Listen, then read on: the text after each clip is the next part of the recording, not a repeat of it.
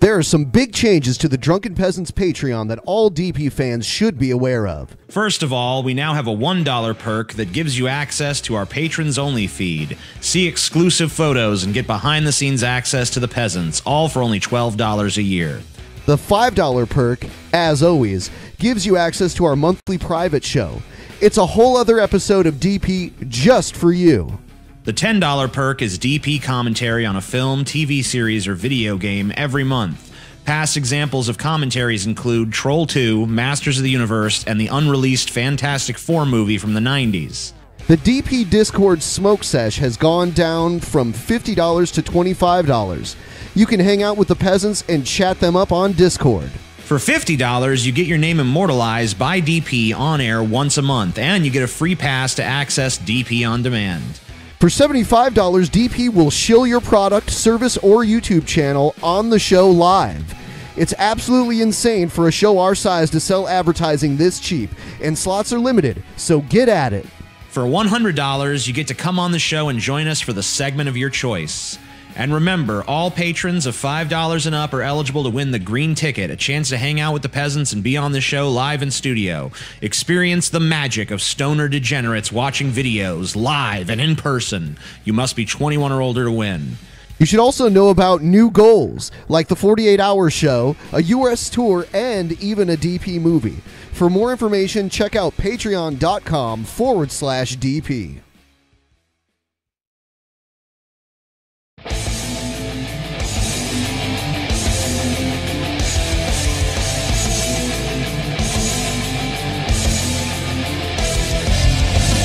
Coming to you live from the frigid armpit of America, this is the Drunken Peasants Podcast with Ben and TJ, bringing you opinions of the news from an altered perspective. Fuck it! Hey man, you got a joint?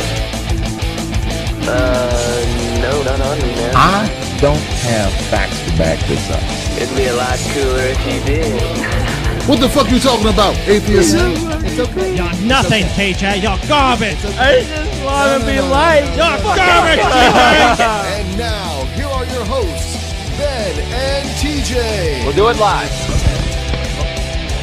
We'll do it live. Fuck it. Do it live.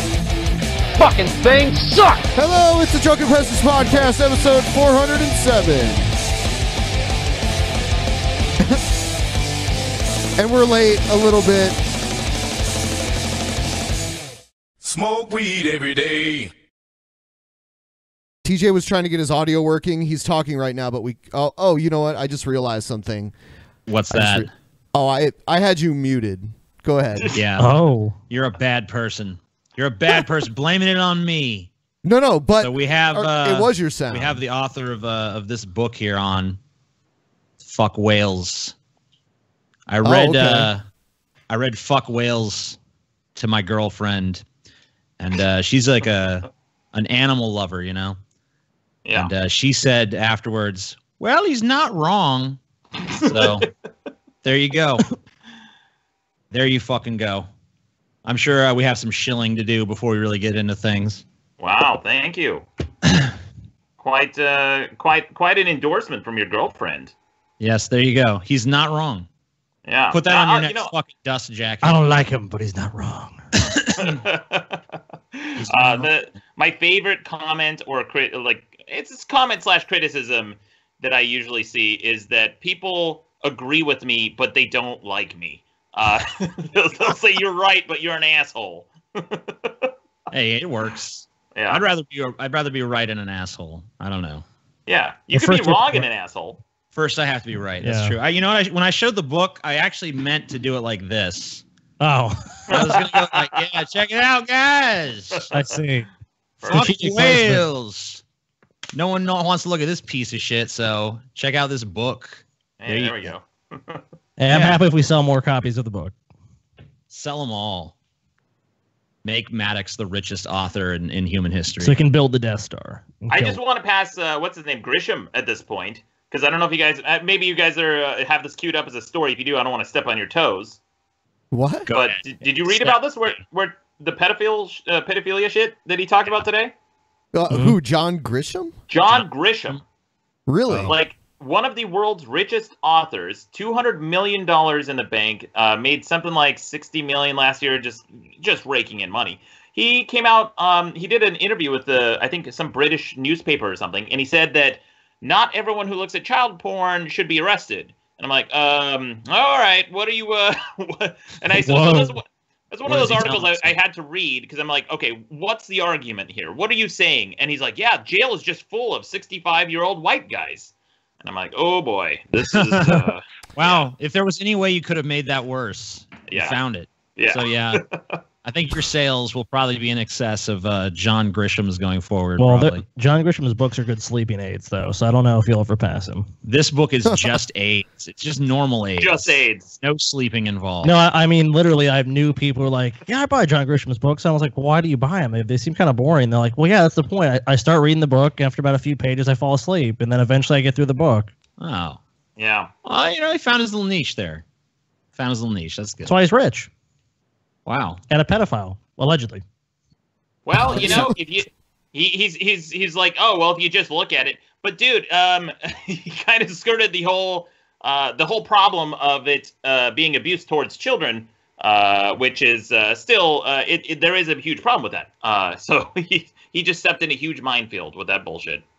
Yeah. Anyway, I thought you guys were going to talk about that at some point. Like, I didn't want to step on your toes. The reason I don't like it is because it jails too many white people. There's too many white people it's my age. In the course of one day, you went from respected author to racist pedophile. So congratulations, good job, John Grisham. You're People a magical keep asking why we're not streaming on Twitch, and the reason is that we've gotten partnered on Twitch and we're not permitted to stream on YouTube and Twitch at the same time. So soon we're going to attempt to make content only for Twitch and then content only for YouTube. So there you go. Yeah, we're gonna have some stuff. We're gonna have some episodes over on Twitch as well. It's their rules. Oh, you know what? Ours. We probably should announce to let people know that there won't be any shows next week. We will be doing some retooling, some reformatting.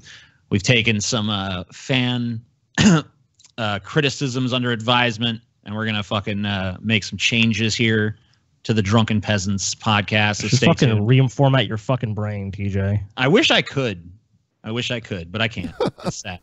All right, so we probably got some kind of fucking videos or something, right? I mean, nah, this is the show. Typical fare. Good night. All right, let's just stare at the DP logo and kind of have awkward conversations. So, okay, is that what we're really doing? I mean, how about that? Yeah, the new Taylor Swift album came out. It's out. Yeah, Taylor Swift.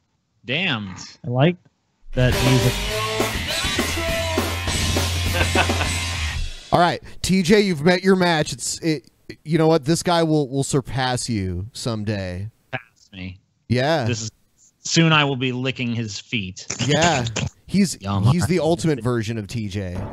Hello, my fellow atheists, retards, otakus, and gamers. My name is Fedora Man, and I am here to entertain with the antics and shenanigans in my daily life. Sorry, Paul. I'm sorry, Ben, Scotty, MADDOX. I quit. I'm done. This is retire. This is the new me. Yeah. I'm officially giving this guy my channel because fuck it. I mean, like, obviously, like when the iPhone fucking 2 came out, the iPhone 1 stepped aside. This is obviously the newest version of me. I just need to step. Well, you know what? Step back. I'm just gonna fucking. Why am I just gonna fade away embarrassingly? But dude, I'm just gonna fucking disappear. In order to dethrone you, doesn't he have to beat you in a semantics debate, though? Isn't that kind of like the way you pass the torch? Is like you and him are in a room and you guys. Shit. I mean, like he would destroy me. You could just tell he would destroy me in a semantics. So you argument, tap dude. out. You don't even want to go down that. No, because I mean, clearly, this is like, look, like he has a right. He has a Raichu on his shirt. I'm the fucking Pikachu. He's the Raichu. He's the fucking evolved form. I can't beat this. Well, Pikachu actually did defeat a Raichu, if you remember the series, TJ. So that's not true. Well, I'm glad that you have an encyclopedic memory for fucking shit, Scotty. You even knew that, TJ. You don't even believe in yourself. You know what? I'd be the one to talk you up. Don't you believe in yourself, TJ? Take on this fedora hat, motherfucker. You piece of shit. I don't know, man. Defend the honor of this fucking family. I'm scared. So what is he saying? What's this guy fucking yammering about? I will make videos about my thoughts here, about my opinions. All The right. dawn arrived at midnight. current happenings in the world and my take on them, and so forth. I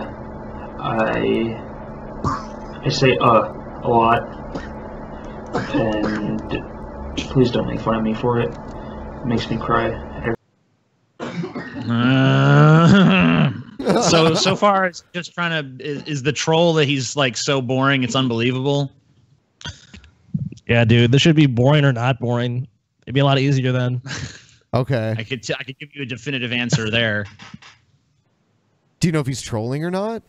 I don't even understand what would be what would the troll be? Look into this guy's eyes. In real life, he's actually totally cool and awesome, but he just plays a total faggot. I just want to. What the fuck? I just want to ask everyone here, like, look into this man's eyes, and does he not look for real? I'm gonna have to go with not a troll. Yeah, not a troll. No way. I mean, when you have that look in your eyes, like you can't. I mean, like maybe if you're a great actor, you can pull off those crazy eyes, but he just had them.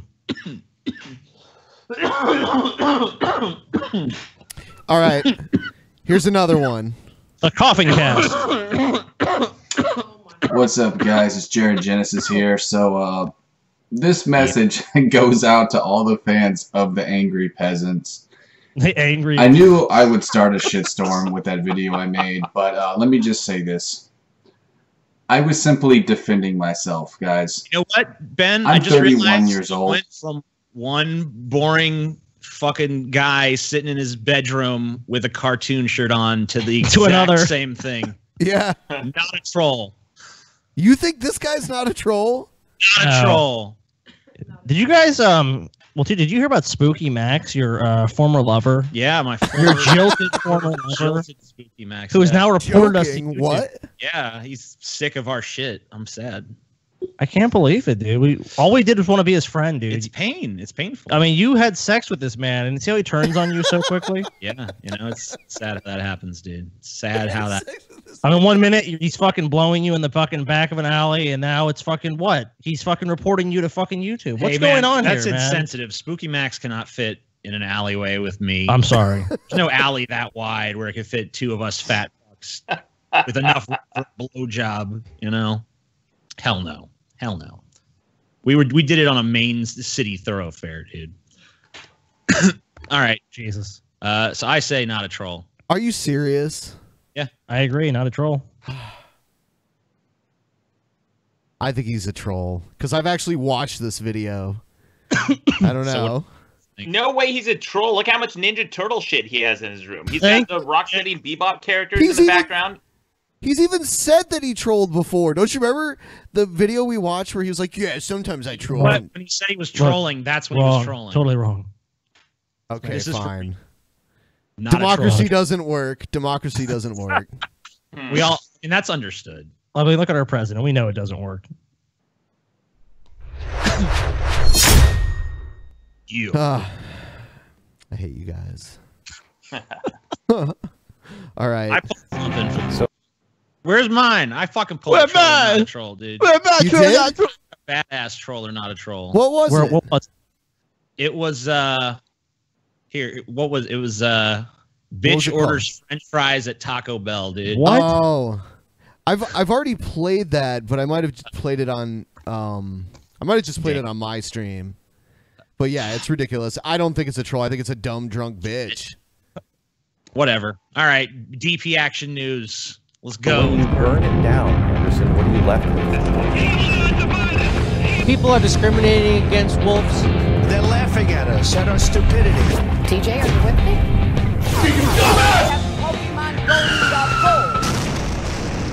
And you better well learn to love it.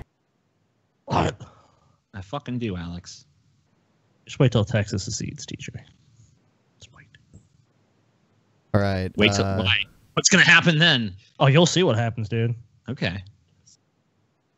So have you been following the Roy Moore allegations, TJ? Yeah. A little bit.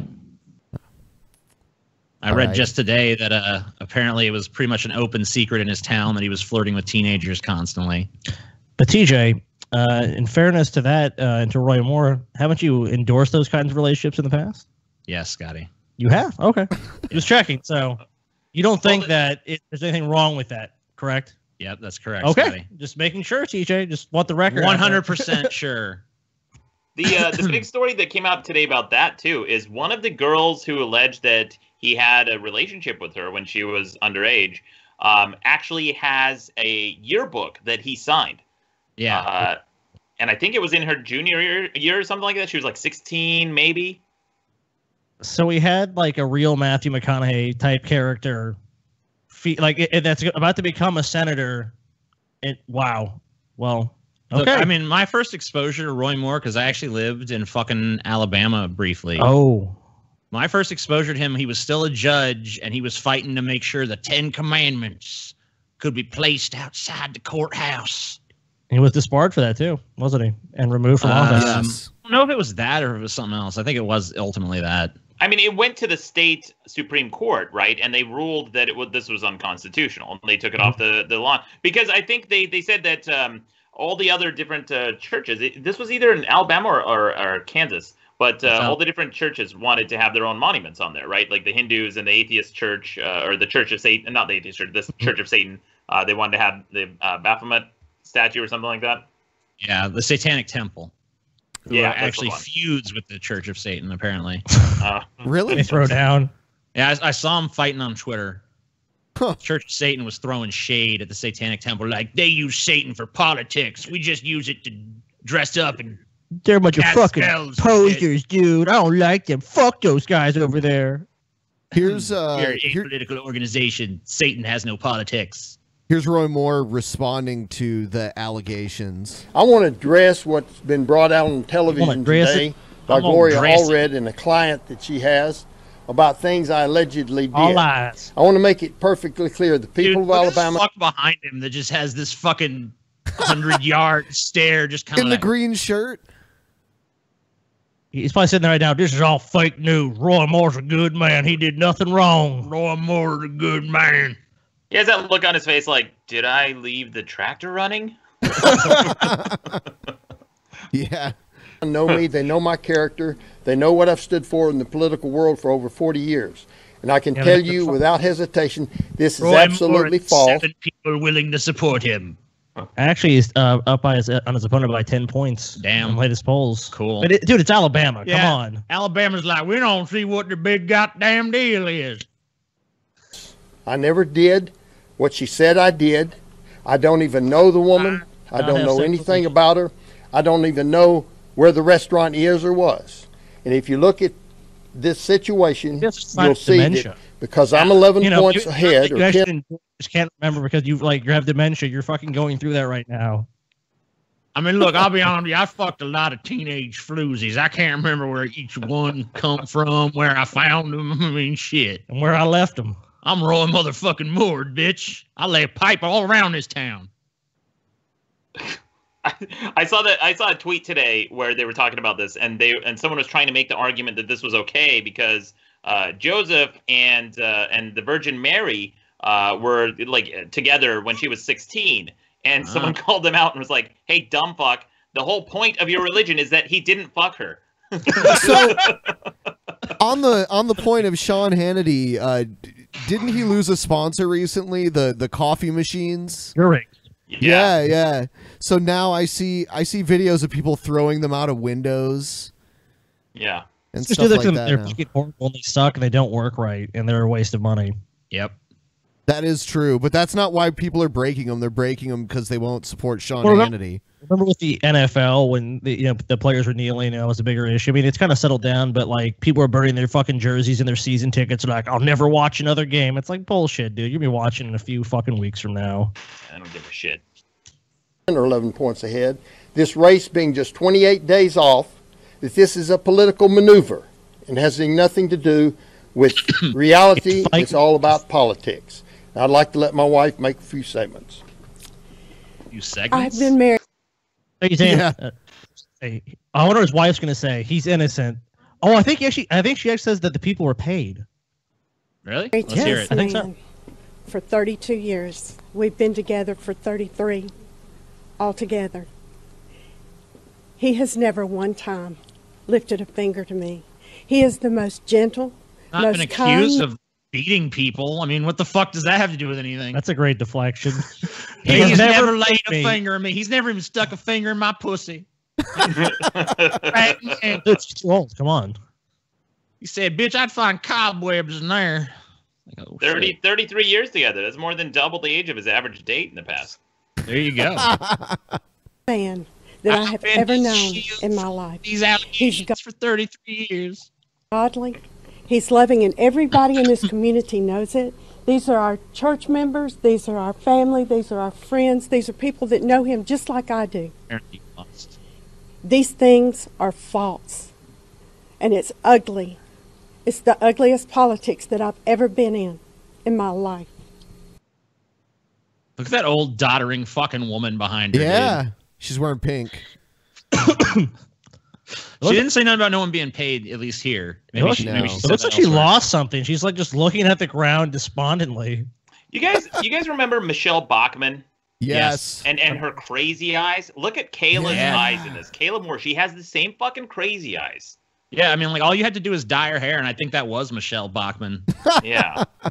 Yeah, she was on a magazine cover with the crazy eyes. Or something. What the fuck is going on? Crazy shit. Here's alleged bank robber caught after interview. So I guess this guy got interviewed by the local news and they realized he was a bank robber.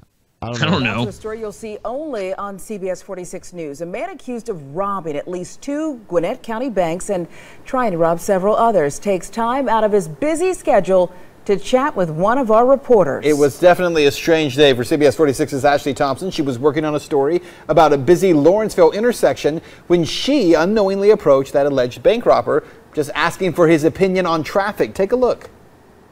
As a reporter, I speak with all types of people from all over, but I never thought an alleged bank robber would let me interview him in between his hits. Lawrenceville police say this. In between fucking robberies? Yeah. All right. I mean, you got to respect his balls, dude. I mean, dude, he's got to take some time off. He's got to unwind somehow. I mean, how does he rob? Does he rob those? Does he use his balls as like a cudgel to rob these fucking banks? This motherfucker got some balls. All right, let's see what he's got to say. Accused of robbing several Gwinnett County banks in recent weeks. They've been looking for him, and tonight they say they caught him, and it was with my help. I think you caught him off guard. I think you surprised him. Today I was working on a story about a busy Lawrenceville intersection, and I wanted to find out what people nearby had to say about it. I approached this man at a shopping center near Lawrenceville Swanee Road and Duluth Highway. While interviewing one of the managers at the BB&T Bank on Lawrenceville Swanee Road. We see the fucking interview or what? Yeah, like what? We're going to see what he's got to say. There we go. Here.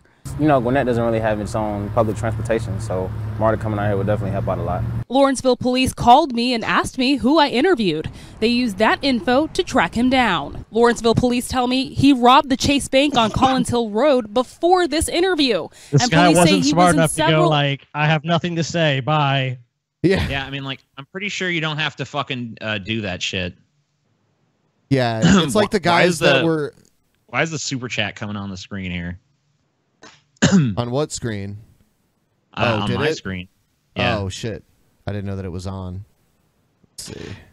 Turn that shit off. It's off. There we go.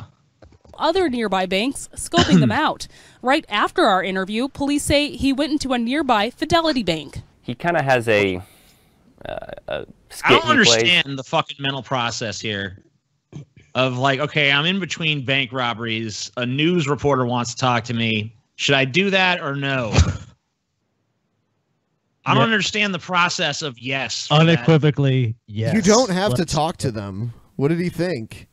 Yeah, did he think it was like it would be suspicious if he said no? I bet something? you he did, dude. He's like, this will look weird if I say no. Yeah, they need like, there's no public transit or nothing. Yeah, they're also like playing this like it was a big surprise angle. Like, oh yeah, we caught him by surprise. No, he offered to interview. And by the way, what's the most obvious motive here, right? Let's use Occam's razor. He was hitting on her. She's a hot reporter, and he's just like out on the prowl. Wow. He's riding high off of just robbing one bank. He's like, well, fuck it, I didn't get caught. I'm gonna fucking roll the dice with this reporter chick. Yeah, you like my interview, baby? All right. I think you're Like right. I was talking about traffic. There's not enough public transit. Can't rob banks with a fucking city bus. You know, you can't fucking rob the bank and Not to stand mention, out there. why not wear a mask bus that obscures your entire face? I don't know, it's a novel idea. You know, if you're robbing banks, multiple banks, maybe you could fucking cover your entire face so no one would know who you are. Yeah, I never understood that. Technology does not yet exist.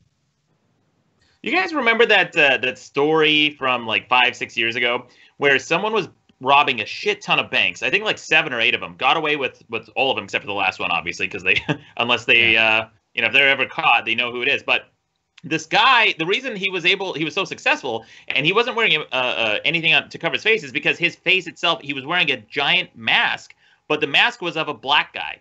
And so the police were looking for a black suspect, and he was a white kid, and he just got this like really super hyper realistic mask of a black dude, and the police were just constantly looking for this guy until they finally found it. It was, what's that? That is offensive because that's black. Sorry about that. I accidentally played something. What is this? A minstrel show, Scotty? Remember when you said minstrel instead of minstrel, Scotty? Remember that time? Wrong. Remember that time, Scotty? That never happened. Whatever, Scotty. It didn't happen. You like red face minstrel show, dude. I have no idea what you're talking about, DJ. Sorry. This guy, the dumbest criminal I ever heard of, though, was this guy who robbed a KFC that he worked at and then showed up for his next shift. You can't make these people up, dude. That's fucking... And he wasn't wearing a mask or anything, right? There was a dude... Yeah, he didn't even wear a mask for the robbery. They knew it was him. They fucking knew it was him. And then he shows up for his next shift. The second dumbest was this motherfucker went into a bank to case it, acted like he wanted to take out a loan, and put all of his actual information on the loan application. So they just went right to the fucking address and caught him right after he robbed it. It was great. So this guy's definitely not the dumbest fucking criminal I've ever seen. No. But he's on the list. Remember the guys that got really high while they were running weed across the country, and they got really paranoid and they called the cops on themselves? Oh yeah, yeah, I do remember that. We played that, I think, something about it. Yeah, we did. Fuck. They had Man, you got driven some like dumbass criminals out there. They had driven like all the way across the country, and they were almost to where they wanted to go, and they were convinced that they were being followed, but they weren't. You know, like, I really don't want anyone to be arrested for weed in general, but at that point, you're just begging for it. I mean, when you call the cops to report yourself, like, come on, you deserve to go to jail at that point. You're that fucking stupid. You need to learn a life lesson. That's like fucking calling the cops because your crack dealer didn't give you your crack or something. That's happened. There's actually an episode of Cops that happened. Oh, shit. Well, I mean, I was trying to think of something that was beyond the pale stupid, but I guess it's just not even possible. Not in America. All right. So what's next? We have Trump talking about Putin. He believes Putin. I believe him. Oh, yeah. I saw this. President Trump just arrived in Hanoi. Yeah, and earlier today, he did speak to Russian President Vladimir Putin about Russian meddling in the 2016 presidential election. We're just learning this, as the president said, that Putin denied the I believe you. I believe in him. allegations. And the president says he believes him. A CNN senior White House correspondent Jeff Zeleny is live in Hanoi this morning, and CNN international correspondent Matthew Chance is Da Nang, Vietnam. That's where he is. We really need another news story to express how full of shit Trump is. I mean, he does this all the time. He says one thing, and he just does the exact opposite. I mean, dude, unless he's actually kind of been consistent. I'll tell you one thing. Ben pointed this out to me the other day. When Trump was elected, at one point I said, man, this is going to be great for DP because we could be all covering all the Trump shit all the time. But it's the same shit every time. Trump said something stupid again, guys. Hey, guess what? Trump said something dumb. It's like, all right, great. Yeah, this is fucking such riveting content at this point. Yeah. Trump did the same thing for the 12th millionth time. He sure did fuck this country up. He sucks. Let's come up with something to say about it. All right, play this shit. With, give me another Jeff. fucking. So, Jeff, what do you know about what the president said in that discussion with Vladimir Putin? All right. Well, good morning, Victor and Christy. We were just hearing this from President Trump, who flew just arrived in Hanoi just a couple moments ago from here in Da Nang, and he did talk with reporters on Air Force One, and he said specifically that about his conversation with President Putin. He said that they had a brief conversation, and I'm going to read from you some quotes that we have from President Trump. This was off camera. This was the audio was not available. This was just some comments the president made to reporters on Air Force One. But he said that Putin said this. He said, I didn't say that. He didn't meddle. He said he didn't meddle. I asked him again. You can only ask him so many times. He said he didn't meddle. He absolutely didn't meddle in the election. Well, case closed, dude. Look, he asked case him. Fucking closed. It's like if you catch a kid with their hand in the cookie jar, it's like, did you take a cookie? And it's like, no. No. Oh. Well, are you sure? Yeah. Oh, well, he didn't do it. He said no. I'm having a flashback, dude. Does anyone else remember this, or is this one of the weird Berenstein fucking Mandela effect things?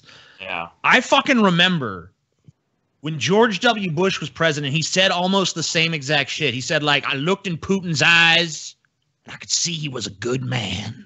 Or some shit along those lines. Right. Yeah, so this he is did. Republicans and Putin, man. They just love looking in his eyes and being like, you know what? I trust him. God damn it, I trust this man. Like, oh, he's fucking Vladimir Putin. I mean, come on. They do that shit where they like shake someone's hand. It's like folksy. It's like supernatural folksy powers, where if you shake someone's hand and look them right in the eye, you know that person's great. You know what they're made of. You know they're a trustworthy person. I looked him right in his eye, and he said no. Yeah, that's all you need. Because an evil person would immediately avoid your eye. Yeah. Fearing that you would see the darkness of their soul. It's like that conversation. I actually wrote about this too. I said the dumbest question your girlfriend could ever ask you is if you're cheating. Because if you are, the answer is always no. If you are, you're going to be duplicitous, and you're going to say no because you're a duplicitous character. And if you're not, the answer is still no. So you're never going to get any information from a question like that unless the person just happens to have a change of heart and cops to it. Yeah. It's like, are you cheating on me? Bitch, what do you think? Yes? You think I want to fuck you all the time? Come on. Like, no. Well, also, why would... Never been the answer. Trump has been so big that there's nothing into this investigation that's going on with the Russia, interference in the election anyway. So why is he going to... You think he's going to go there and be like, Putin looked me in the eye and said, I did it, Donald. Fuck you. Fuck America. Ha, ha, ha. I helped you. Yeah, I mean, like... the accusation there is collusion anyway, right? So, I mean, like, why is he even asking him, like, hey, Vladimir, be level with me. Did we collude to fucking steal this thing or what, buddy? And Vladimir said no. That's case closed, everybody. I'm innocent. It's like, what? It doesn't make any fucking sense. So you got the guy... Make a fucking sense. You got the guy who would benefit from the collusion, asking the guy who would have colluded whether or not they did anything wrong. It's like, no. No, we're innocent. God damn it. Remember that? It's like fucking beyond farcical, dude. It's CNN at this point. Yeah, there's another CNN story I have where it's Dick Durbin saying Russia definitely meddled in the election. So it's like the other side. Let's go now to the number 2 Democrat in the Senate, Senator Dick Durbin of Illinois. He's also a member of the Senate Judiciary Committee. Senator Durbin, let's start with Russia. What do you make of President Trump's comments about Vladimir Putin and U.S. intelligence agencies? Incredible to me. We had a hearing in the Senate Judiciary Committee. We produced a Facebook ad that had a phony committee. It was blasting Hillary Clinton, and it was paid for with rubles from Russia. What is the president waiting to see before he acknowledges what our intelligence agencies and most people in both political parties acknowledge? There was a definite attempt by Russia to... Most people in both parties? Really? I don't agree. I mean, like, look, there's no way... Like, this stupid thing where politicians call on the president to take responsibility. It's like, why would he do that? What is Trump going to gain by saying, yeah, they interfered? Because you know what the headline's going to be? Trump admits he was wrong and he lied. And it's like, there's no way Trump's going to do that at this point. There's no incentive, and it wouldn't even make sense to do that at this point. Neither side trusts each other. So for any political party to come out and jump on the grenade like that and admit any kind of wrongdoing is just going to be political suicide. And the other party's going to pounce on it. And it would be the exact same fucking situation if the Democrats were in this position. They would probably... they would probably try to, skirt the issue and minimize it, and then avoid it at all costs. And the pendulum swings back and forth. I think it's two sides of the same coin. Yeah, I completely agree. It's a selection. According to the Nonpartisan Tax Policy Center, 76% of Americans would get a tax cut next year under the Republican plan, with middle-class families receiving on average a cut of about $800. Democrats, however, keep pushing the notion that the average middle-class family is going to see a tax increase. The Washington Post fact-checker gave that claim 4 Pinocchios. I'll say to you what I just said to Secretary Mnuchin. Shouldn't people be honest when debating this issue? Hey.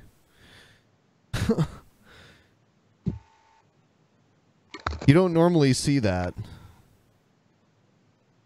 CNN taking a Democrat to task about dishonesty.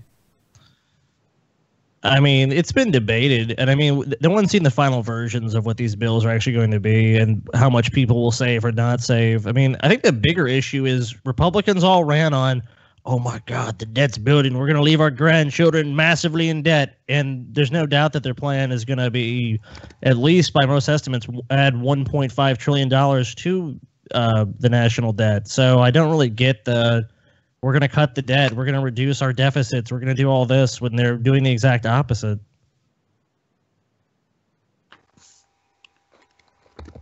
Where the fuck did TJ go? Sorry. He went to get a drink. Okay.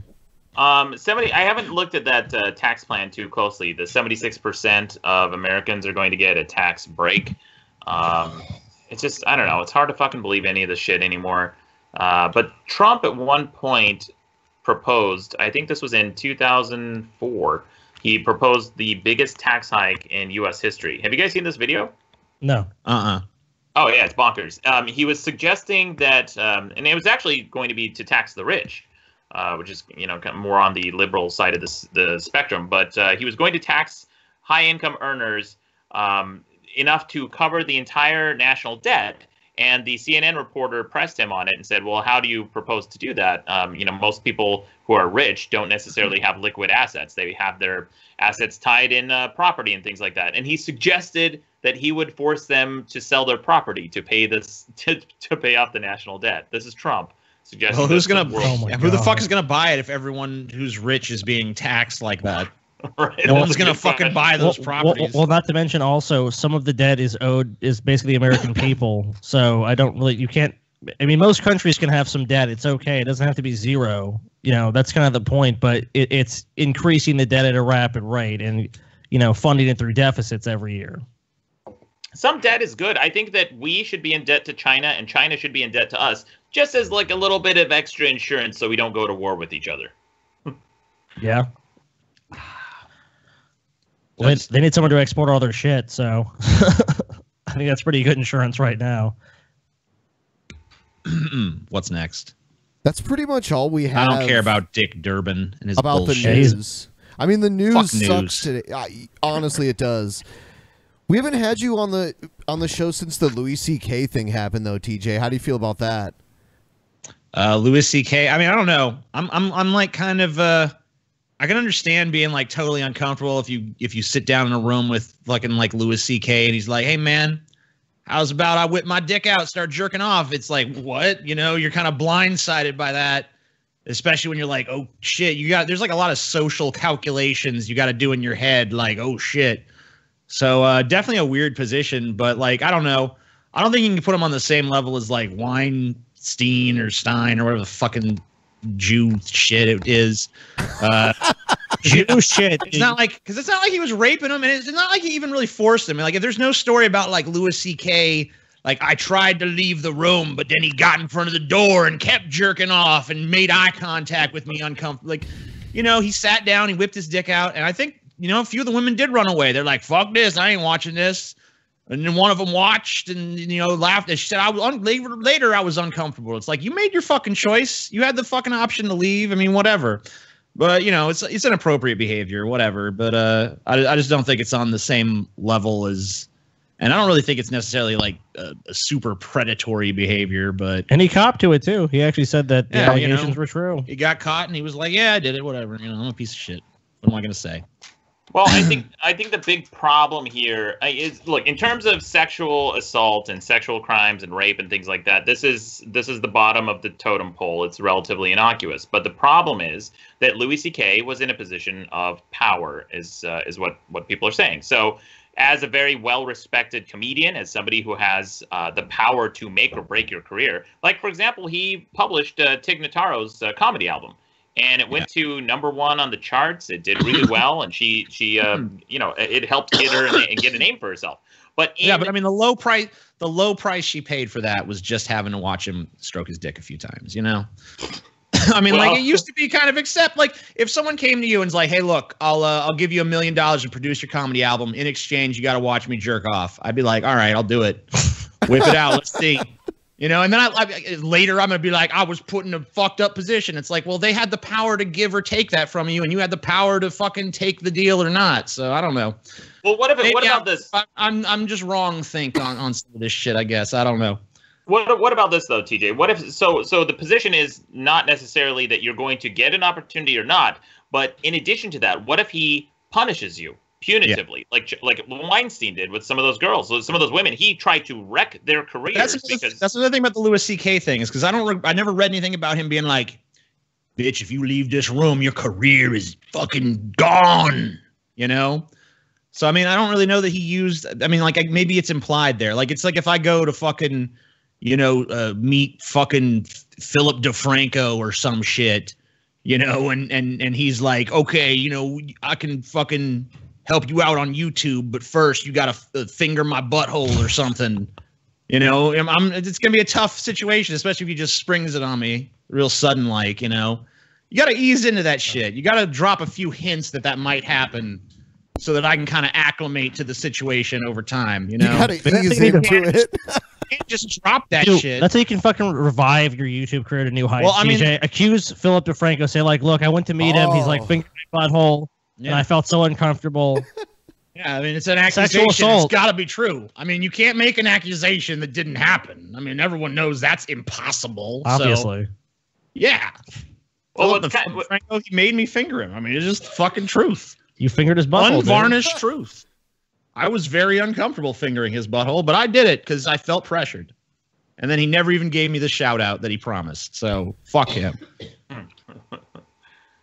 So serious question. Has anyone in the room, have you guys ever been propositioned for anything with an opportunity if you obliged? No. Nope. I mean, I wish that had happened to me, but no. No. I don't think that's whoa. A blunt appeared.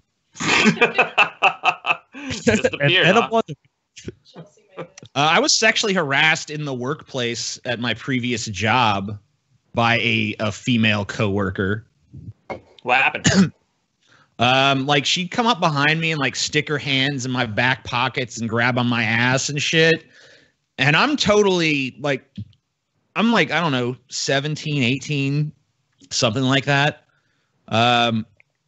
And I'm just like a fat, awkward fucking piece of shit. Unlike now, you know, I've really grown into myself. But not even bathing really that much at this point. Yeah, like, I was fucking disgusting, and like, I didn't want human contact of any kind. Like, I just wanted to be a hate-filled, fucking nihilistic recluse. And she kept fucking making weird sexual advances toward me because I guess that was her thing. It's like, man, I want to fuck a fat troglodyte that hates everyone. So she kept fucking making these really forward advances. I just didn't know how to handle it. It was really uncomfortable. And then when when she finally just gave up, she's like, "Yeah, I think he gay.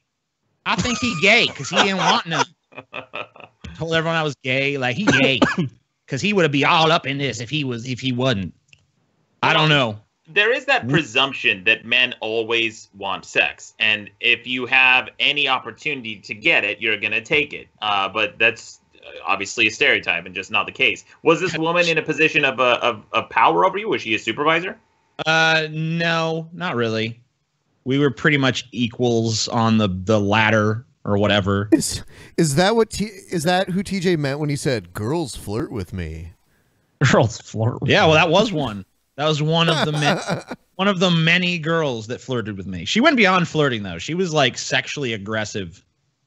She was like feely and shit. Well, I mean, dude, if you've ever been to a bar on a Friday night, you know, I mean, you can pretty much encounter some women who, yeah, it's like the same thing. You're just like, no, you're really ugly and drunk, and I don't want this to happen. I just want you to leave me alone. But they don't really get that. I avoid being at a bar on a Friday. I think you avoided bars pretty much your entire life, except for a meetup. So I don't think that that's my environment on many levels. No, so it's not. I'd rather just curl up with a nice book like fuck whales at MADDOX. How much are you getting paid, TJ? I actually am 100 sale after this point. I get fucking $1 for every sale. He gets 100% of my royalties. There you go. Wow, an even better deal than I expected. You heard it, guys. You he think said I'm it just jokingly on a podcast. I think that'll hold up in court. You know, it's mine now. My new book, Fuck Whales. First thing we're getting rid of is this MADDOX shit here at the bottom. Yeah. TJ Kirk right there. Just have a sticker put over. Don't even bother to fucking reprint it. No. We'll just get a new fucking dust jacket. A new fucking book flap. Well, that costs too much. Just put a sticker over the fucking big name. sticker. Yeah. You would be surprised how often publishers do stuff like that. There was like one of the few big disputes I got in for my first book, The Alphabet of Manliness, was the publisher came to me and they were like, "Hey MADDOX, let's reprint this and make an extended edition." I'm like, "Well, how about this? How about instead of that, we publish The Alphabet of Womanliness as told by a man?" And I wanted to have it be a flip book. Like on the other side, it was kind of a parody of my own book, you know, satirizing women and that sort of thing. And the publisher's like, "Nope, no flip book has ever done well." And I'm like, "Okay, well, what's the last one you've seen? What's the last one you've published? You guys haven't had a successful flip book because I haven't written one, and no one else really. It's not a thing that people really do. Let me try this." And we went back and forth, and finally they said, "No, okay, we're going to do the extended edition." And I said, "Okay, fine. I'll add the numbers of manliness, an extra like 42 pages or whatever." And the publisher came back with the cover suggestion for me, and it was the exact same cover except a tiny little starburst that said "New Extended Edition." And I said no. And they said, "Why not?" And I said, "Because it's not a fucking detergent. I'm not going to put like a fucking starburst on my book." It was like one of the most difficult conversations I ever had with a publisher. And actually, I don't know if you guys can see on the stream, but I have this vein in the side of my forehead. I know the exact day that I got that because it was the day I was arguing with the fucking publisher over this shit. Just popped right out. It really did. I was at the gym with my trainer, and he was like, "Hey, have you always had that?" I'm like, "No, I've just been arguing with my publisher all day." That's why I self-publish right there. Yeah, it's actually not a bad idea. Yeah, I've had pretty good luck with it. I mean, if you have a platform from which to sell it that everyone who knows who you are already knows about, then it kind of just, you know, whatever. I remember that story, TJ, that story that you told about how someone took your book and tried to like undercut you with it. Oh yeah, that's true. Someone did do that. What did they do? They like fucking copied my whole book and were trying to sell it at like a fucking markdown. Oh, you mean the fucking... Yeah, you had some what was like some YouTube dispute or some argument. He's like, "I'm gonna undercut you and fucking make more money than you with your own book." And you know, the people who were giving it away for free, I was like, okay, whatever. But when someone tries to sell my book for a lower price than I'm selling it for, I'm like, fuck no. I got them. Yeah, I think I got them kicked off of YouTube for that, actually. You did. Yeah. Fuck that shit. That crosses the line. You got kicked off of YouTube for what? Because someone pirated your own book?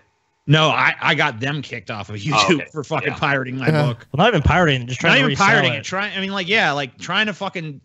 Like, it's one thing to take it and give it away for free, because I understand that some people just don't fucking have enough money to spend, and they just, you know, whatever. They want to get it. They have no money. They cannot possibly justify the expense. They want to fucking pirate it. It's going to fucking happen.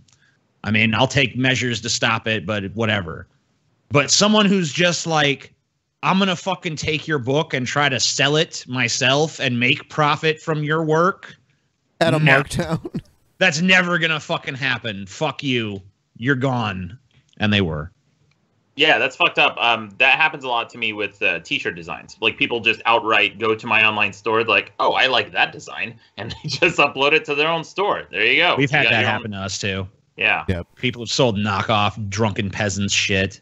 Oh, dude, there's been so many amazing atheist shirts have just come up and it's like it's your exact design and your logo, and it's like the Amazing Atheist on Zazzle or whatever. It's like what? Like, who designed the DP logo?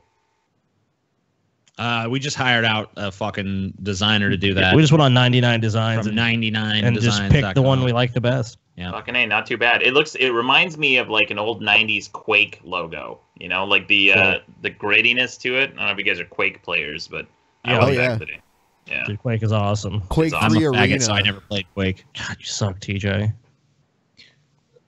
He does. He's like, oh, I've never played Quake. While you guys were playing Quake, I was like, you know what? You would have liked Quake or something. Dude, you would have loved Quake because it was like one of the edgiest games at the time, dude. You're a fucking edgelord. You should have been all over that shit. Like, He sucks at FPS games. Awesome.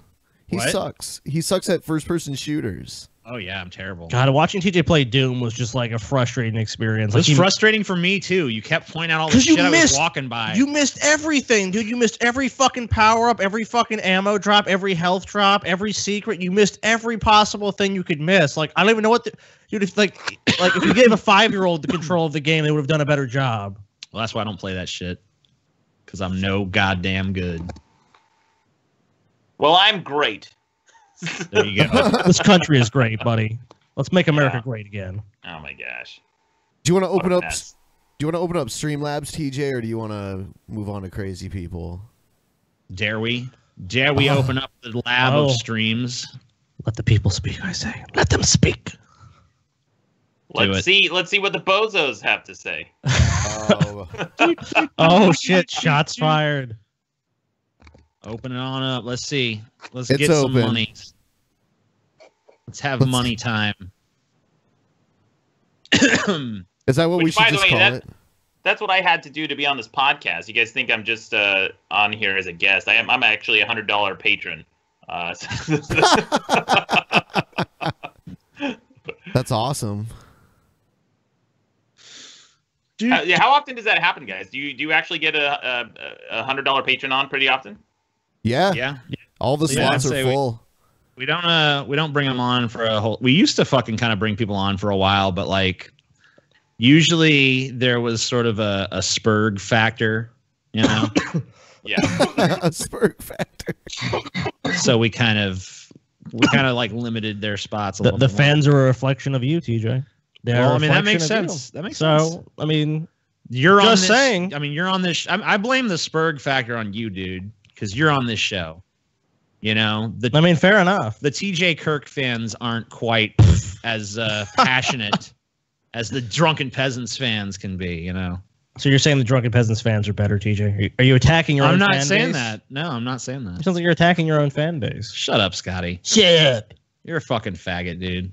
What a great fucking comeback, TJ. That's the only. I mean, it's not even a comeback. I'm just stating a fact so that people understand the context. Like, oh, this is being said. Well, it's being said by a fucking faggot. So what does that matter? Pay no TJ? fucking heed. Okay, TJ. You know, I understand you're a homophobe. That's fine, dude.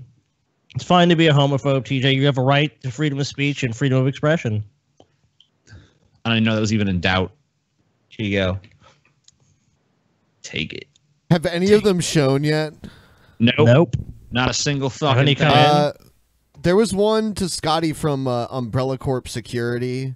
Motherfucker, dude. Oh, hey, Scotty, your old pal, Umbrella Corp Security. You can't call me out and be a pussy by banning me from talking to you. Is your Kaiser a little salty? But it's okay. I found this great new channel called the LH Show channel that everyone should subscribe to. That's Corpse Midget's channel. Dude, Corpse Midget is going to be fucking sued, dude. I'm sorry. It's just come to the point. I fucking have so many times we've been back and forth on this shit. I'm talking to Jacob Rosenthal when I get fucking back to my fucking room, and we're filing suit against Corpse Midget. I've had enough. Jacob Rosenthal is Scotty's high-powered Jewish lawyer. For those who don't know that. This is the guy who's always plugging his shit, trying to get you guys to shout him out. Umbrella Corp Security? No. Oh. The fuck is that? He's He's a Romanian midget. Yeah, Corpse Midget is a Romanian midget guy that has a grudge against me for some reason. Really terrible video. I don't think he's ever acknowledged us, has he? No, he really hasn't actually. Have any Streamlabs shown yet? No, just I'm seeing like the little graphics that come before them, but I'm not seeing the actual stream. Weird. A lot of them are getting filtered. Damn.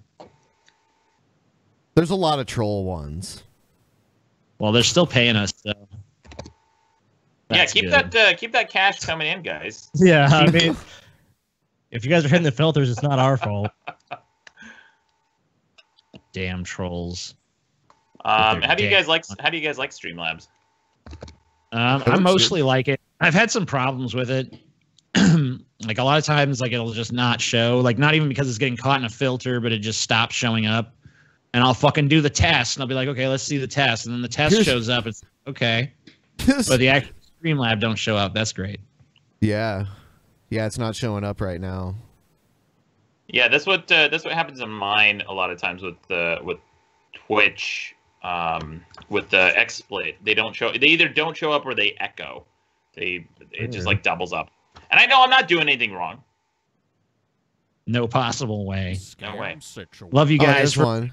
Long-time patron. I just woke up from getting wine drunk and opened up my laptop to see you guys on. Love it. Also, please forgive Joe and give him a second chance. He's funny as fuck. Scotty, will you forgive Joe and give him a second chance, Scotty? No. All right. Sorry. Go watch him be funny as fuck elsewhere. If he was funny, great to see MADDOX on. Good name. Thanks, Kirk. Kirk Coble. My last name is your first name, bitch. That means I own you somehow.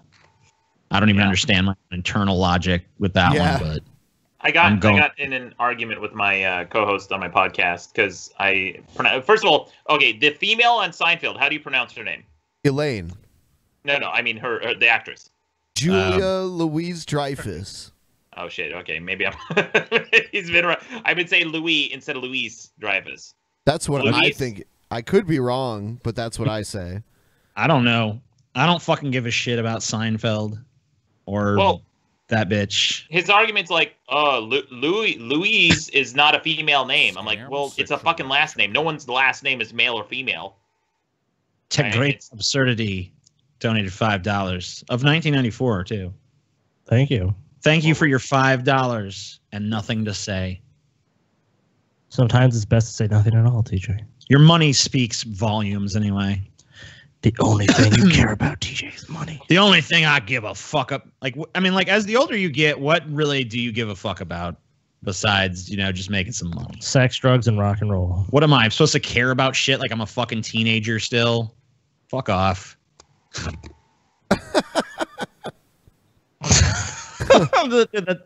That makes it seem like you actually care a lot, TJ. I don't give a fuck, Scotty. I'm a fucking rebel. I don't give a shit about no one, nothing. I could fucking pull out a gun and fucking shoot you in the head and feel nothing. Cool. Nothing inside. If TJ was John Cena, then the Fedora Man would be Roman Reigns. Conspiracy dipshit. MADDOX, we want to know why. Why what? Why? Why? Oh, why? Yeah, I talk about conspiracy dipshits. I used to really be into conspiracies, and I still am. I keep up on all of them, but the 9/11 truther shit was what I just like had to draw the line, and I tore a new one into that. You remember that Loose Change documentary? Unfastened coins, dude. The Titanic thing. Yeah, I did the parody of that. Well, a couple years later, I ran into Dylan Avery, the guy who created the Loose Change documentary, at a party. And I walked up to him, I'm like, hey, man, you know who I am? And he's like, he looks at me for a second. He goes, no. And I said, I know who you are. And he goes, oh, shit, MADDOX? I'm like, yeah, man. And we like just started chatting, bro to bro. And he totally hit it off. He's a really solid guy, really smart, very well spoken, and very thoughtful. And I said, look, you're a really, really cool dude. I'd like to have you on my podcast. And I still think you're totally full of shit with all the 9/11 stuff. But other than that, like he's a really reasonable and interesting dude. Like very, very smart and introspective. I like that guy a lot. But still, Loose Change. I remember watching that shit back in the day. That was one of those ones that like I just got nonstop harassed about. Like, dude, gotta watch Loose Change, man. Open your fucking eyes, kind of shit. It was that, and there was another one that floated around for a while. Zeitgeist. Oh, Zeitgeist was the fucking worst, man. I hated that shit. So, situation. I love seeing Maddox on different shit, such as ETC, and I'm happy to see him here. Also, never bring Joe back. I am Lube Ass, son of Jim Ass. Okay. Lube Good ass? to know. Lube Ass. You know, Jim, the reason the name Jim Ass is kind of funny is because Jim is an actual first name and Ass is not anyone's actual name. So when you call it Lube Ass, Lube actually goes with ass, so it should have been like Lou Ass, you know what I mean? Or Lou Bass, like first name Lou, last name Bass. Dude. Sure, then you might have something, but you know you got to go back to the drawing board with that one, my man. Louis Bass.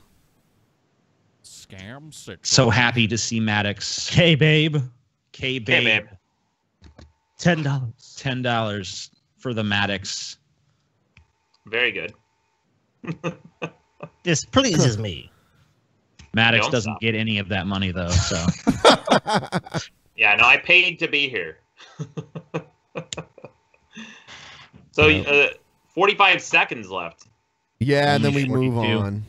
Yeah, it was an uneventful edition because so much got caught in the filter. Oh yeah, well, what happens sometimes? I wish I could see some of these so I could actually look at some of these. Someone in the chat room says, "Hey Maddox, your filter bubble is showing." Oh, burn! Fucking idiots. Like these guys don't even understand what a filter bubble is. Someone else says Maddox is a filter bubble. Luby ass. Oh, Luby ass. That's all right. That's kind of funny. I see it. I can see it. It's imagine. I don't even know what some of these comments are referring to. They're saying Ribby's riding a Sibian. Not even, dude. Ryby, that's a okay. There's this bitch named Ryby who has some kind of involvement level with our show sometimes. Eat my ass. Okay, we will do. Thank you. But for some reason, it got started that she was going to ride a Sibian on our show. I think maybe it started as an allusion to Private Parts or something, the Howard Stern movie. Oh, right. Because there was a scene that was kind of, I mean, it wasn't a Sibian, it was a speaker, but I think we kind of talked about that. Maybe Howard Stern's had women riding Sibians on his show and all that. Yes, he does. Or he did at one point. So something got started out Ryby riding a Sibian, and now it's like every time there's a big episode coming up, it's like, Ryby's going to ride the Sibian in episode 400, or Ryby's going to ride the Sibian in episode 420, or, you know, whatever. So it's like a meme. They say it every episode. To them, it's endlessly funny. I don't know why. So when Howard Stern started having a lot more strippers and porn stars on his show, that was like kind of when I started tuning out because I didn't think they were very interesting interviews.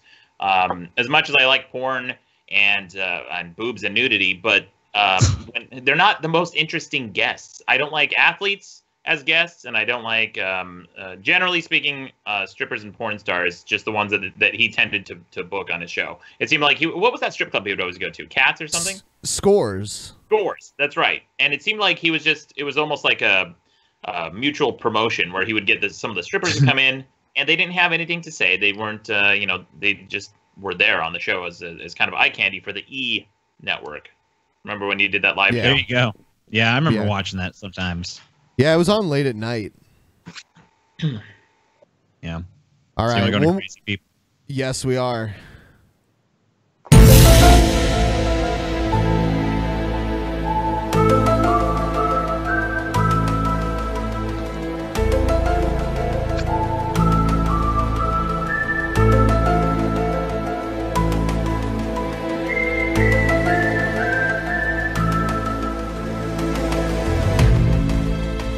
Crazy fucking people.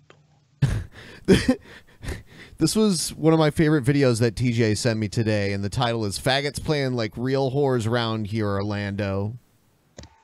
What? This is what the fuck did I just hear? Just watch. Okay. Just watch this. Scum, sociopath, child rapist niggas playing a game, people, man. They know I be hitting this. his pawn shop up, man. Now he acting like he getting his chain off his bike, folk. Playing that game with me, folk. I just came back from chilling. And these bitches is fucking with me, folk. Look at that. Playing that game right up I love it. Playing like a real bitch, folk. You know, I've always wondered what guys going down the street that look like this were saying, and now I know. I have my answer. It's just total fucking nonsense. The thing is, you haven't even seen what he looks like in this. I have a pretty. You just know. Yeah. Yeah. They playing like a real bitch. I'm trying to tell people, they playing like a real bitch around here. They playing like a real bitch around here. Y'all to look at this faggot ass motherfucking bitch mocking me. Faggot, you got an eye problem, Haitian faggot bitch? I ain't no TV, you jealous Haitian ass faggot shitty dick bastard. Play with your man, Haitian, you faggot bitch. He said, you shitty dick bastard. So, like, basically, this dude was going down the street. He felt this guy was looking at him because he wanted to fuck him, and is like, gay ass Haitian bastard with shit on your dick from fucking guys in the ass. Like, what? And this guy's just like, oh my God, I'm being accosted by a crazy person. Yeah. I just need to get the fuck out of here. It's not that you looked at a crazy rambling man going down the street on a bicycle. No. It's that you're a faggot. Yeah, because why would he want to stare at me unless they wanted to fuck me? Is because I'm just talking to myself constantly as I walk down the street? Oh, it's because he's riding a bike. Where is it? Is this fucking a-hole? They playing a game there, folks.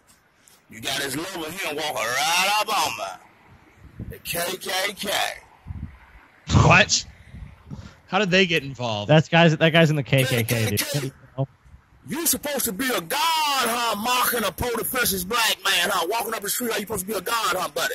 Suck my dick, KKK. You ain't no Haitian boy for real. So that KKK member is with the Haitian. Strange.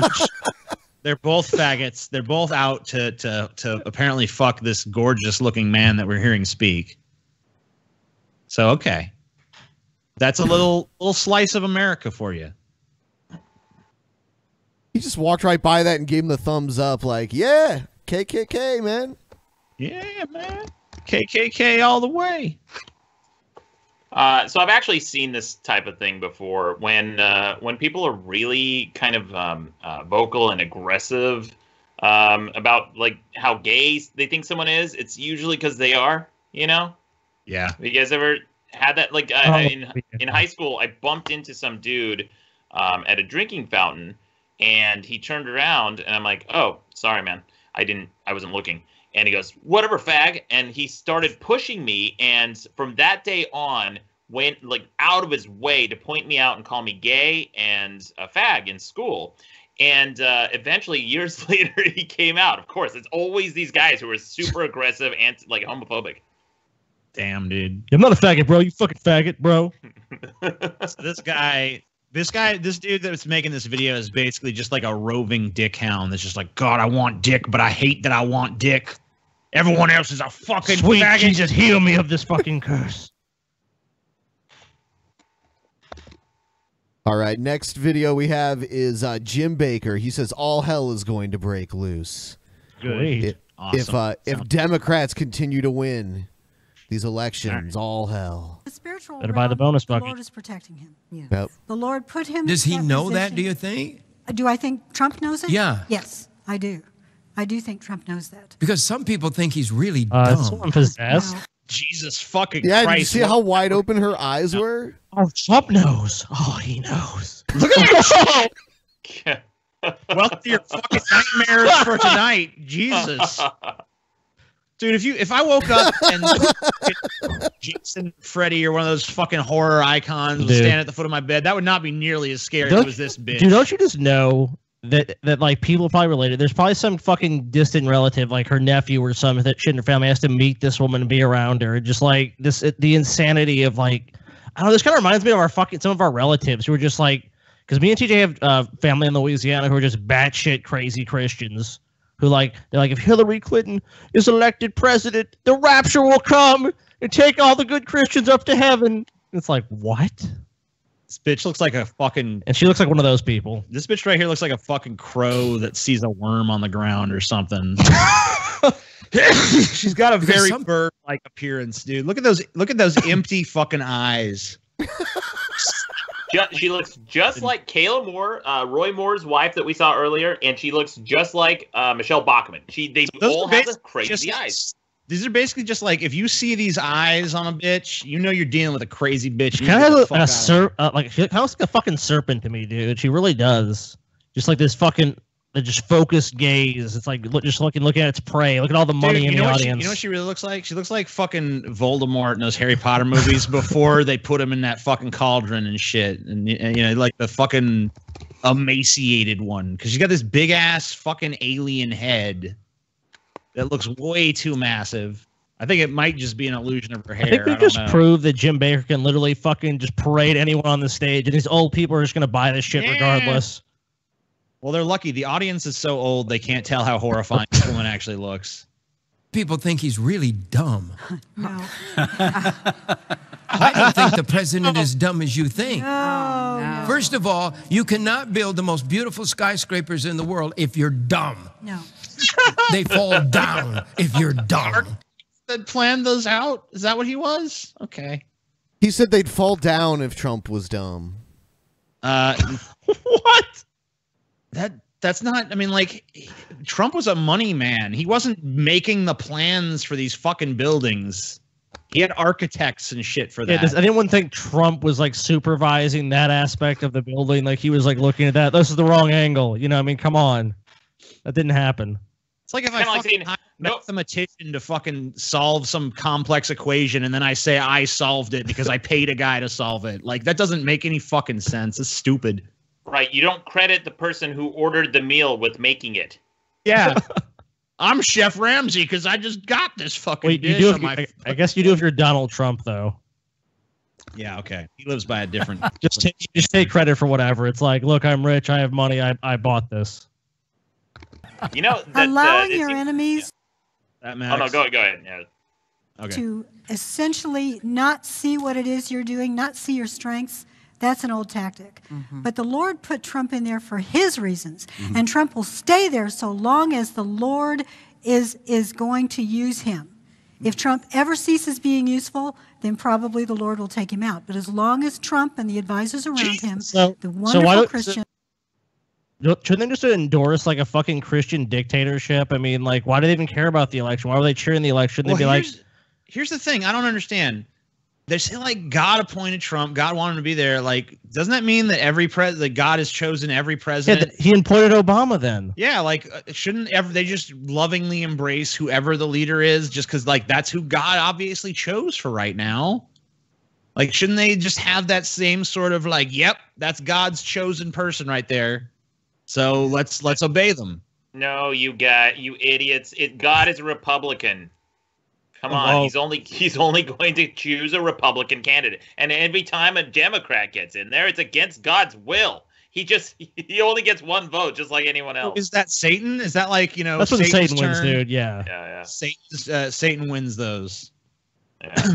Kind of puts a hole in that all-powerful thing, though. Is put into place around him are serving the Lord, then he will continue in that office. What's happened is the left has become anti-Christ. Oh, yeah. They literally took God out of their platform. Yeah. Yeah. And if we would have elected, Maybe I'm convinced, if we would have maybe that's why they did it. I don't know. Just a suggestion. No, wrong. Elected the other candidate, we would be right now probably packing boxes to move out of our buildings. Yeah, right, dude. And Christian television would begin. The roof. What are you talking about? If Hillary would have won, you'd be like, the end times are here by now.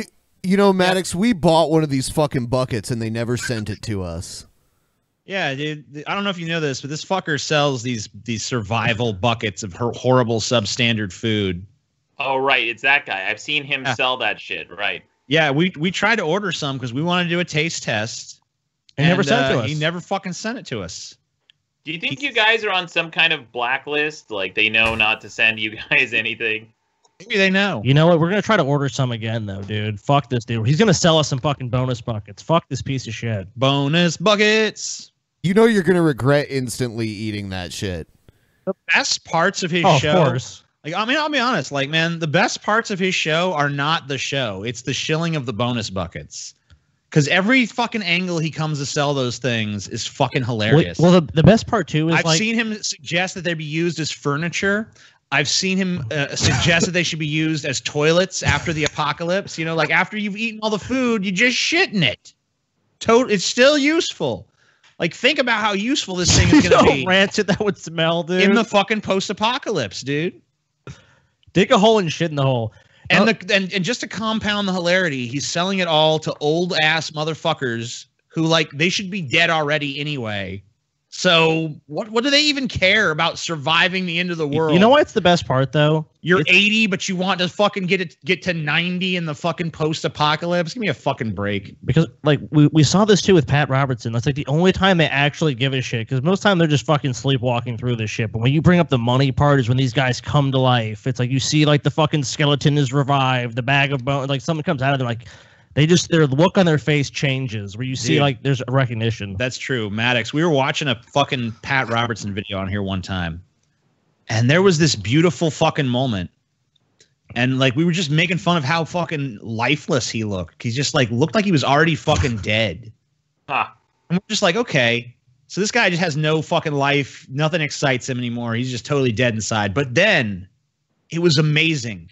After he got from the proselytizing into the money bit and told us about how we could donate, he was like, his eyes came to life. You just saw the lights go back on.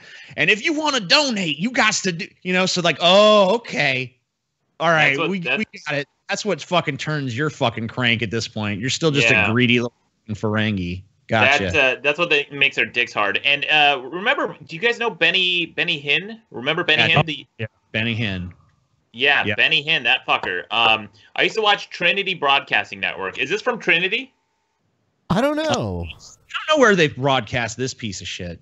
Yeah, we don't know where Jim is currently. We just see it online, so we don't fucking know. We mostly get it through Right Wing Watch. Oh, yeah, I'm man. sure. I think it's syndicated some like all over the country. There's like 50 fucking thousand Christian channels if you got fucking satellite or fucking cable and shit. Yeah, you can find so many channels full of this kind of horse shit.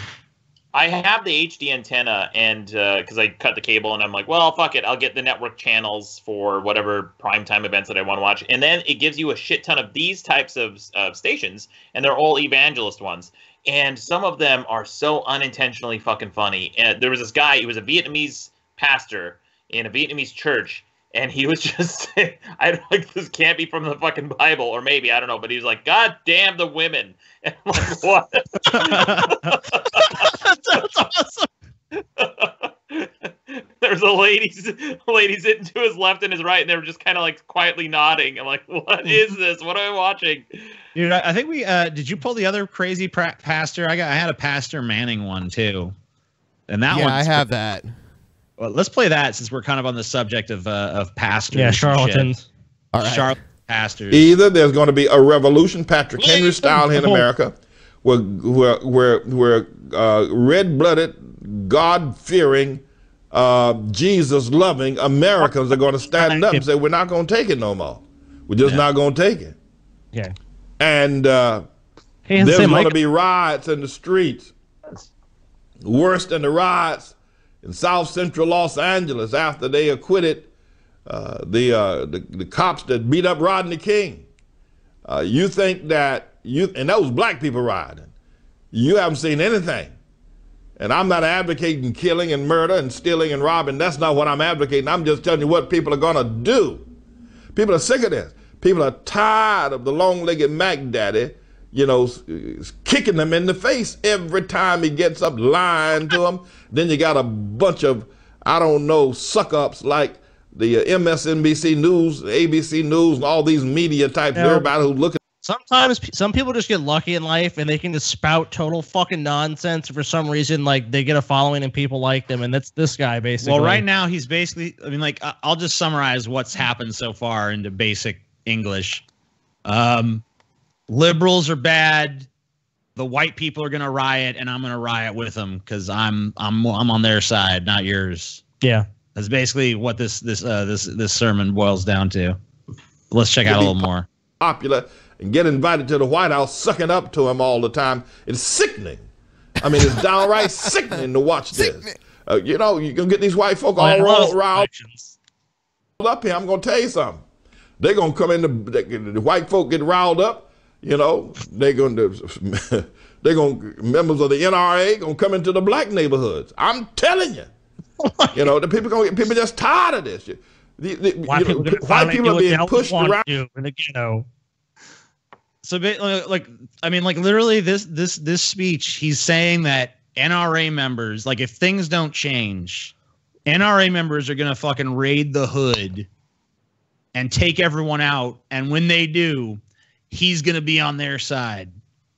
Well, dude, it's gonna be Nazi Germany, but a good Nazi Germany, Nazi America. Dude. It's gonna be good, dude. The secret police are just gonna come and kill anyone that's not white. Come on, it's gonna be great, and he's happy about it. As a black dude, he's happy about. Well, he's gonna be dude. He knows it's gonna happen, so he's preparing. So like when they try to fucking kill him, he's like, "Oh, wait, cracker, look, I'm an honorary white." Where was this broadcast? Because he said shit. He just does this shit on the internet. He has a church somewhere. Okay. I believe it's a church in Harlem. Yeah, he has a church somewhere in Harlem. He has actually an actual congregation for some reason. That's why I said it's funny. Oh, with that shit, like he can just say whatever. And he broadcasts on the internet, and he's probably most famous for this fucking weird sermon he gave where he told gay people that they were going to start literally shooting flames out of their ass. Like, there's going to be a flame shooting out of your butthole. You're going to need an asbestos diaper. He also he's that guy. Yeah, I've seen this guy shit. Man, how fucking cool. Fucking guy. He also said Obama's a pimp and a Mac Daddy, too. Yeah. That's awesome.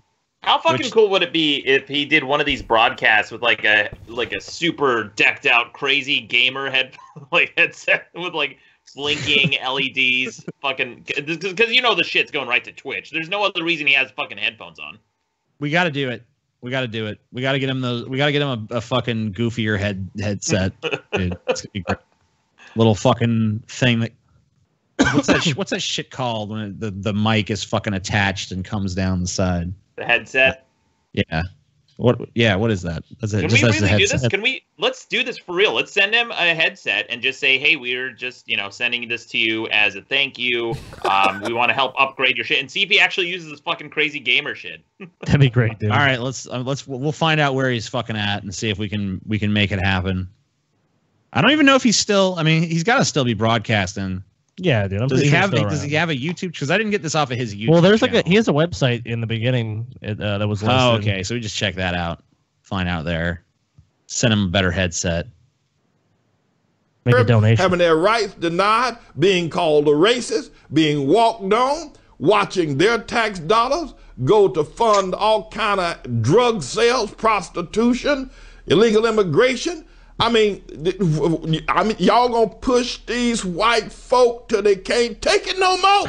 I'm telling you. Oh God, dude, this guy is awesome. There's gonna be these white folk ain't gonna take it no more.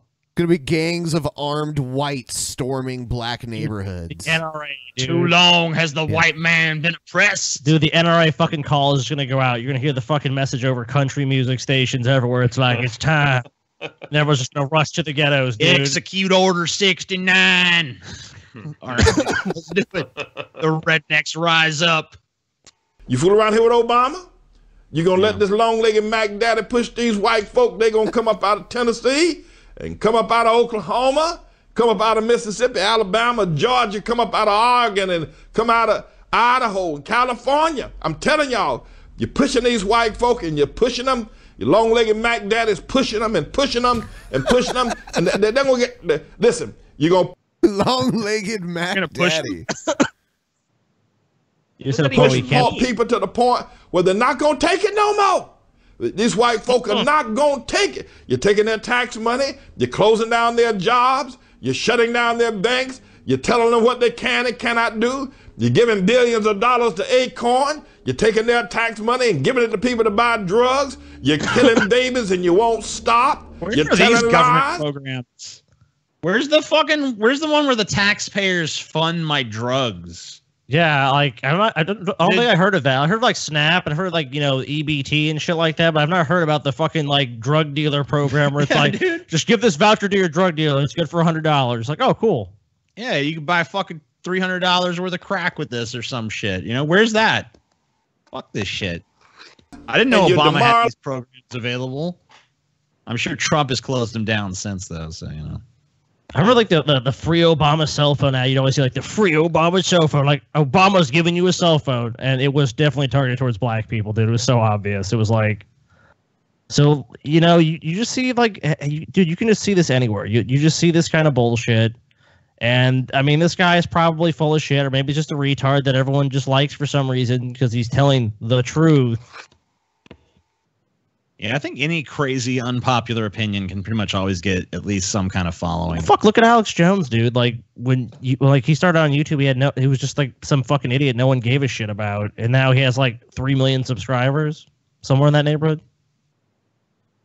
Yeah, and he also still has the platform of being anti-globalist, and he's like, "Oh, we're independent. We sell our own products. Goddamn them a globalist." But the thing is, you go to his fucking YouTube channel, and he's fucking monetized the shit out of everything. And every single one of those companies, guess what, is a global company, and they all have international ties. All his shit that he sells on his fucking website, Super Male Vitality, has ingredients that come from South America, from Europe, from India, ashwagandha root, also all that crazy shit they put into that. Man, fucking Alex Jones. Anyway, mini rant. Yeah, he's fucking crazy, dude. Yeah, I love it. I love him on the Joe Rogan fucking podcast. I love how he was like drunk and like he's just like, yeah, whatever. I love how his show transformed from like, I'm gonna tell you the truth, to holy shit, I could sell these people all kinds of crap. Sell these fucking retards, whatever the fuck I say, they're fucking idiots. And then it's like, okay, he fucking kind of goes lazily into the conspiracy, like, oh, Hillary's a demon or whatever. Yeah, say that you're in a mega city, TJ. And then it's Super Male Vitality and bone broth and the bone whatever broth. The fuck else there is. The Bilderbergs. Enhanced male vitality. Look at this! Look at these terrible fucking before and after pictures. We didn't bother to Photoshop. I look pretty much the same, except sucking my gut in one and putting it out in the other. And I'm orange after. That's kind of weird. I turned TJ, orange. TJ, what is this aliens video that you sent me? This is definitive proof of the existence of aliens. Finally, that's what that is. It's pretty long. It's like 13 minutes long. And to think they found it on an obscure YouTube channel. It's kind of a compilation, so you could kind of even skip around it if you wanted to. Oh my god, it's real. It's real. They're coming. Make sure to leave a like and don't forget to subscribe to Spacebound for more top 10 videos every day. Turn on notifications so you subs. Cool. For people like, whoa, proof of an alien. Whoa, these aliens, this is legit. This is how you know people on the internet will literally click on anything, because you think if there's definitive proof of aliens, it'd be on some obscure fucking YouTube channel, not plastered everywhere. You would fucking look. Well, people would believe it more from the YouTube channel. People don't trust the mainstream. These small sources are the only people telling you the truth. The mainstream media is lying to you. The fact that the mainstream media doesn't pick up on it is why they don't like. In fact, if the mainstream media came out and announced, yeah, there's proof that aliens are real and they're visiting us, people would be like, false flag, there's no fucking aliens. They're just trying to control us. Like, it would immediately change their tact. Everything's got to fit their narrative. I remember a long time ago, I'm from Utah, so I grew up with a lot of Mormons, and there were some definitely people in that faith who believed in the creationist aspect of, the whole creationist thing. And I said, well, what about carbon dating? What about dinosaur bones? And the argument they came back with was this. They said, well, Satan put the bones there to test our faith. So they weren't even refuting the fact that carbon dating shows that the bones are old, but they're saying that information is false information that was put there by Satan to mislead them. Satan. That wily Satan scientist. I love a little scamp Satan. Anyone here ever heard of rents.com? It was like kind of like the big conspiracy conspiracy site before InfoWars and shit took over. Yeah. I remember they used to publish UFO reports in there, and I submitted a UFO report. I wanted to see what their process was between someone saying something and them publishing it. And basically, I submitted a bullshit UFO report about how I saw this black orb hovering in the sky and, you know, all this shit. And they just went ahead and published it. Like, there was no follow-up. There was no, like, do you have pictures? Do you have proof? Do you have any more evidence? Is there any more details you can give us on this story? Just, yep, right to the website. Right to the fucking website. There you go. Here's the latest UFO reports of the week. So that's when I pretty much learned about the journalistic integrity of that shit. Hashtag UFO gate, am I right? What's that? UFO gate. We want ethics in UFO journalism. Yes, about fucking time. All right, so check this out. This is a fucking more proof. You're not even gonna believe this.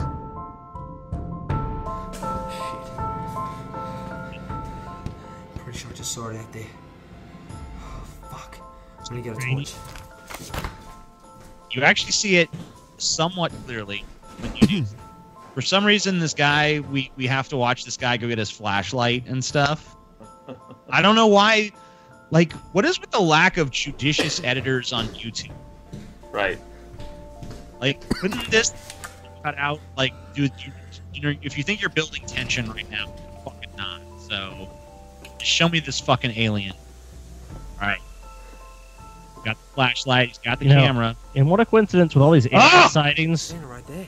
It's so weird that they are like what people have imagined aliens to look like before. That's because that's not imagined, Sky. Those are based on eyewitness accounts. Yeah, based on eyewitness accounts. Oh, that's what it is. Yep. So check this out. Look at this. Here's one right now. Check it out. Find the fault in this if you can. You mean the tiny, grainy blob in the distance? Let the footage roll. Give it a chance. Ben, play this fucking shit. Let's take a look at this. Fine. Look at how this thing moves. This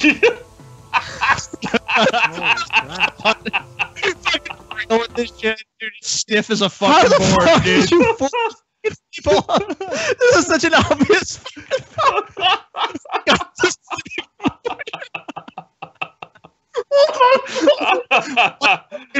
Watch it run into the bushes. You guys have got to see this thing run into the bushes. All right. Watch how they handle that. Okay. Check us out. What do you want? What do you want? Watch it. Look at it. It's like a Muppet. It's like when Kermit the Frog like dances off the screen. It's walking. They just kind of like it. Just kind of side walks away. Like the thing is stiff as a fucking board. They're doing a comedy routine, dude. It's like da da da da da da. Yeah. I mean, they put a little puppet arm to move around or anything. You know, fuck, man. What a lazy. That proved aliens are fucking. And all these aliens are always in the distance, and they come out at night, dude. When it's really dark and they can't. All right, let's just scroll through the footage and just see the aliens. We don't need to fucking watch the stupid build-up shit. Yeah, just keep scrolling. Let's just take a look at these aliens one by one. This one's on a boat? Is it a fucking? Oh yeah, there it was. Okay, let's just slow this UFOs. Down. Yeah, those are some UFOs. Those little dots. I don't know what this is, but it's definitely a UFO. That is a UFO, which means not an unidentified flying object, but a fucking flying saucer. Oh shit! There we go. That was dumb. Yep. Like what? That? Just take a look. All right, let's see. See if we can.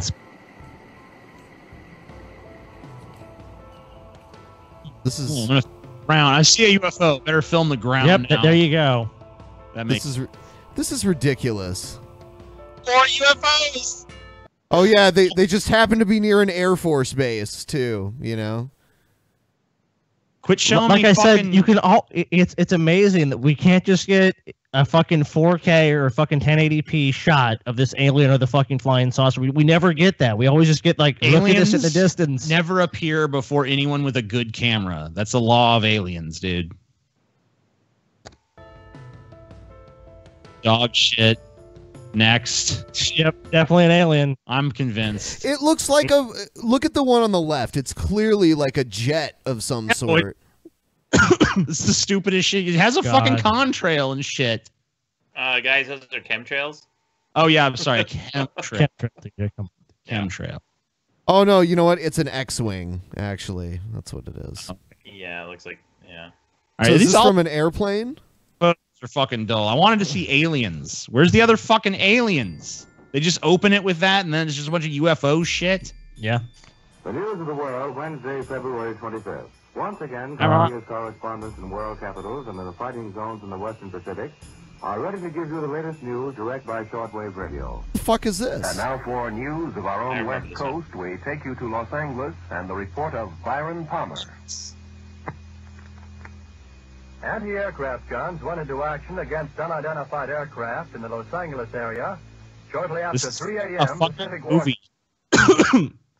Okay, so what was that even supposed to be? So of all these, the most interesting ones I think to me are the ones from like the 40s and 50s, that era, because it was harder to do any kind of video manipulation or anything like that. The Battle of Los Angeles, there was some incident where they found that there was like some kind of object or something that they saw, and then they started firing their cannons off the coast of like Malibu and Los Angeles towards this object, and shining spotlights and stuff. So that's a little bit, that's like one where they actually covered, and there was news media and stuff like that. They suspect that it may have been like a comet or something, or it could have even been a floating lantern or something, but no one. Yeah, that was an interesting one at the very least. Okay, so that was a real thing. Oh, okay. Yeah. Cool. So good thing we had your background on that. Yeah. Because I thought that was just straight up something they jacked from a fucking movie right there.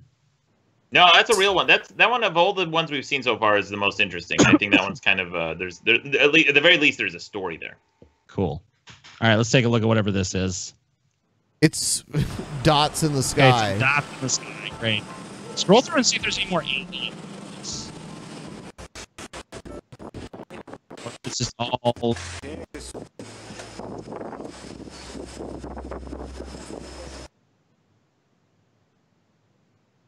Oh shit, dude! Okay, here's a fucking alien. Here we go. Let's see it. Alien. Look at that. Oh shit, dude! Multiple aliens. In Yosemite National Park. Yeah, for some reason, aliens just really like to fucking go to the middle of nowhere. Never announced. Where they have a security camera recording 24 hours a day on some trees. Yeah. Let's make sure them trees are okay. Real or fake? What do you think? Let me see. Fake.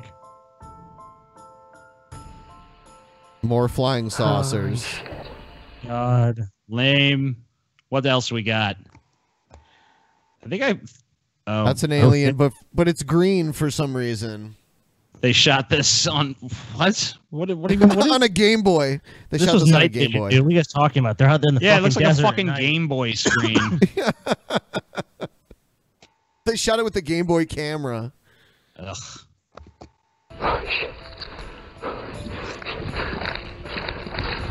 Doing? Oh shit! Motherfuckers, I got a Mexican jump. Okay. Alien. No explanation.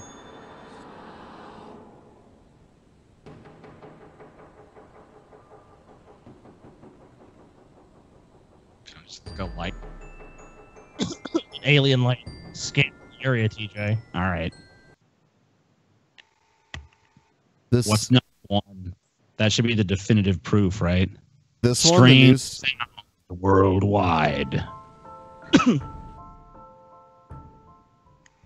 Some strange noises heard around the world the last few weeks has people buzzing, especially on YouTube. Clips posted from Arizona to England and right next door in Manitoba, all showing folks alarmed by what sounds like a noise straight out of a science fiction flick. They've happened here and across the country. Mysterious booming noises that for the most part have gone unexplained. No one seems to know what is causing these weird booms.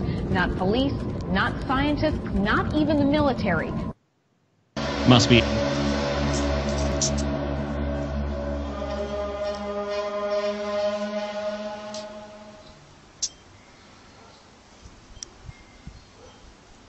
Just have to love when people default to whatever fucking bullshit they already believe. I will say it's weird that they don't know what was causing it, though. It is strange. I'm just saying it's like you default to like it's aliens, it's this. It's like it could be any number of things. Like why do you default to aliens? Like what is your evidence that suggests you should look at aliens? What do you think it was? Because that sounds like it was loud. I think it was giants off in the distance farting. I think it's the fucking frost giants, dude. Yeah, trying to come to Earth. I think it was fucking giants farting. It's just as credible as aliens, dude. Whatever, fuck off. You know. I mean, there was something like that in New Mexico, like 10 years ago or something like that, and everybody in a certain town could hear it, but if you went just outside the town, you couldn't. And I think the best theory they came up with was the tectonic plate shift or something was causing some very low frequency sound waves going up into one of the layers of the atmospheres and then bouncing down directly into this one valley where you could hear it super loud but nowhere else. That was like one theory that somebody posited. So it's probably giants farting, basically. Giants UFOs. I think it was UFOs or giants. I don't know about Get this whatever. science faggot off my screen. Maddox's theory doesn't really hold water for me. I don't know about that one. But I think farting giants and UFOs, pretty strong contenders for an explanation. I don't know. I've heard of UFOs. I've heard of fucking giants. I ain't never heard of no tectonic plate or whatever the fuck that was. Tectonic plates. What the fuck is that, you know? Who's heard of that? No one's heard of that. Do you guys listen to Coast to Coast with George Norrie or Art Bell? Yeah. Sometimes, yeah. I love how he conducts interviews with his guests. There was this woman on there one time who sounded like very scientific. She was really she was playing a bunch of tapes from earthquakes all around the world, and she said, "Listen, if you listen closely, right before the earthquake strikes, there's a very low pitch rumble you can hear." And she plays the clip for George Norrie. And you listen very closely and you can hear it. And you're like, oh my God, yeah, that's super interesting. I can hear that. And then he gets to the point of the interview where he's like, so what do you think it is? And then she goes, and there's a moment you can feel the plane taking off the runway. She goes, well, in biblical times, the trumpets were sounded when it was the end of days, and it was supposed to be a very low pitched trumpet. And I'm like, oh my God, this is insane. And that was like her explanation. And there's a bunch of theories about this right now on the internet. If you Google the trumpets of Jordan or something like that, that's what they suggest that this is. I think that's true. It seems like the end of time. Okay. It seems like the end of days, you know? I mean, we got three very credible competing theories at least. So, I mean, you know. Giant farts. Yeah. Giant farts, which is what I threw out there. We have UFOs, aliens, and we have trumpets of Jordan, you know, angels playing their trumpets at the end of the world.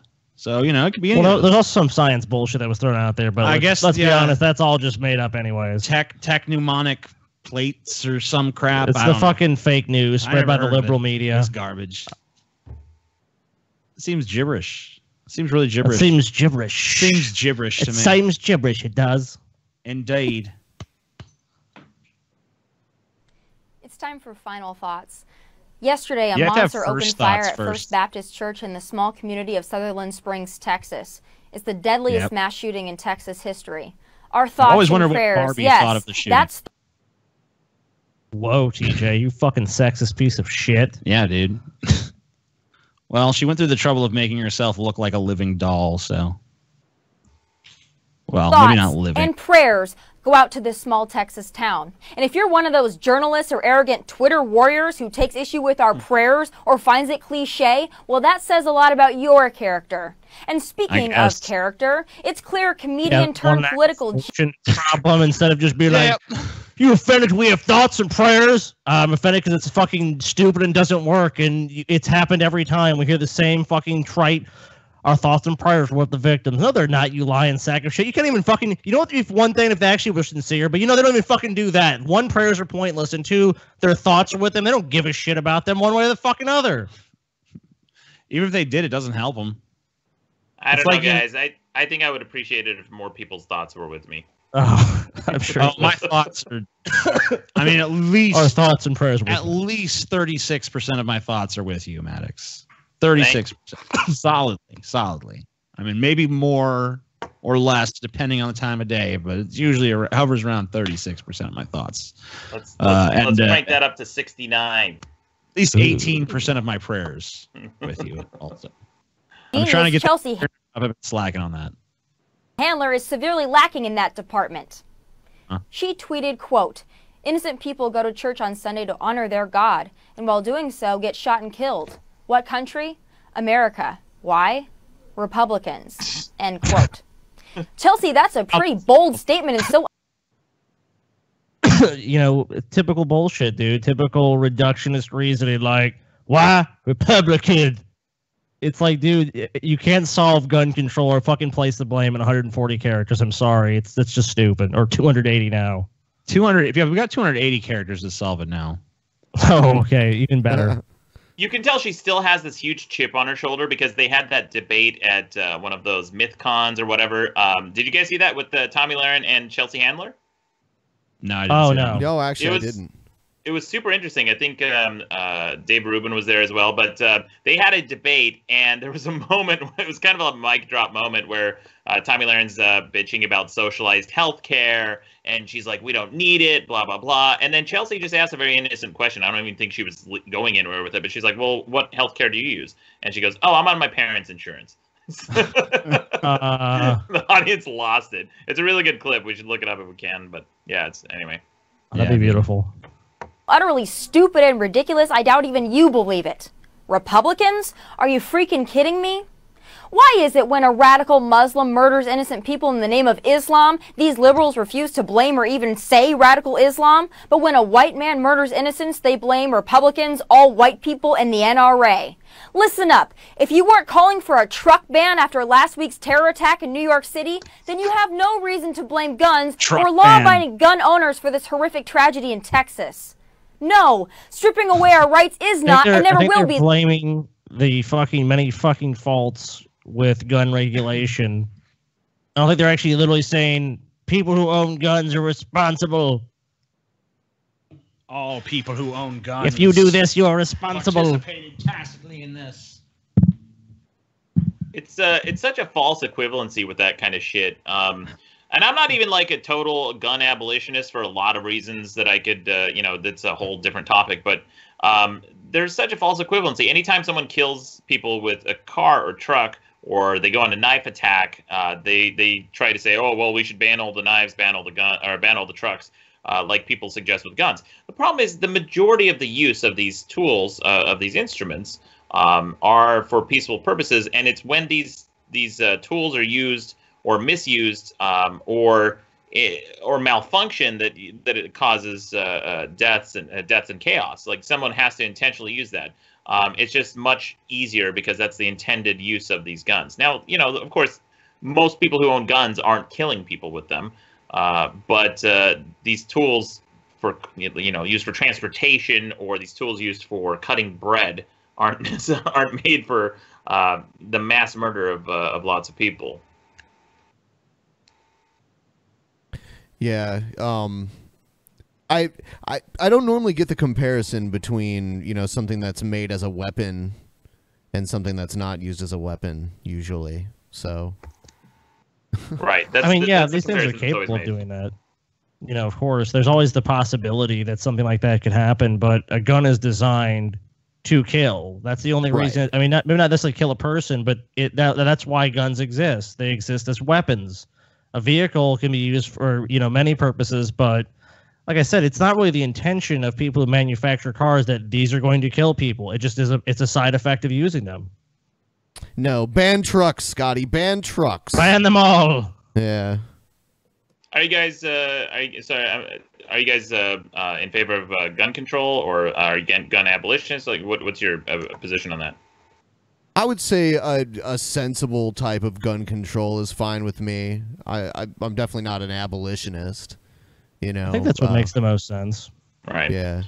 Radical centrists, you guys. There has to be some gun control, dude. I mean, I think we've seen currently I mean, the guy this Texas guy shouldn't even had a gun. It was just actually was a breakdown in the military reporting this shit to the FBI because this guy actually should have been on the fucking do not sell list. Yeah. Well, didn't Trump reverse that? There was some stipulation about not letting people with mental disabilities buy guns. Oh yeah, he Trump did. recently reversed that. Correct, he did. Yeah. Yeah. Let's see if you get a felony. Don't sell that motherfucker a gun. But Right. you're crazy. They can have guns as long as they don't have felonies on the record. Did this guy have felonies, or did he just have a psychological profile? I'm not sure if he had felonies on his record, but I mean, pretty clearly this guy He was dishonorably discharged, which is about the biggest, smirk on your record that you could get. Yeah. I believe that disqualifies him from owning firearms too, just based on that. Yeah. Yeah, he had some other shit like some spousal abuse and shit in his past too. Yeah. Guy was a fucking psychopath. TJ, oh, go ahead. Oh, I was just gonna say he also looked like someone from Logan's Run. the old Yeah. 70s Logan's Run. Yep, I remember that. I remember that. I remember. TJ What's sent that? me this next video, and he titled it "Retarded Kid Can't Talk for Shit." This is just a little 22-second thing, and this kid's is like a total just watch. Someone sent me this in the DP. Have you ever had a dream that you want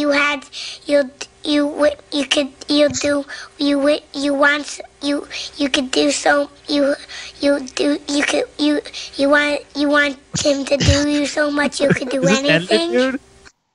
No, that's not. I thought it was some editing, dude. No, man. That was legit what the kid said.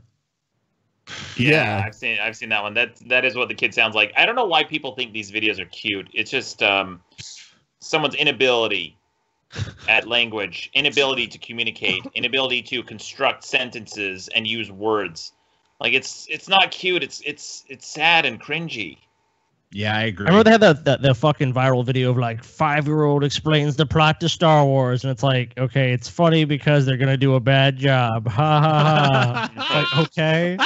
It's a knee slapper right there. TJ, you sent me this other video, and I didn't know who this person was before you sent it to me, and now I blame you for even knowing that this person exists. Which one is it? The guy that's he's mad that people think he looks weird.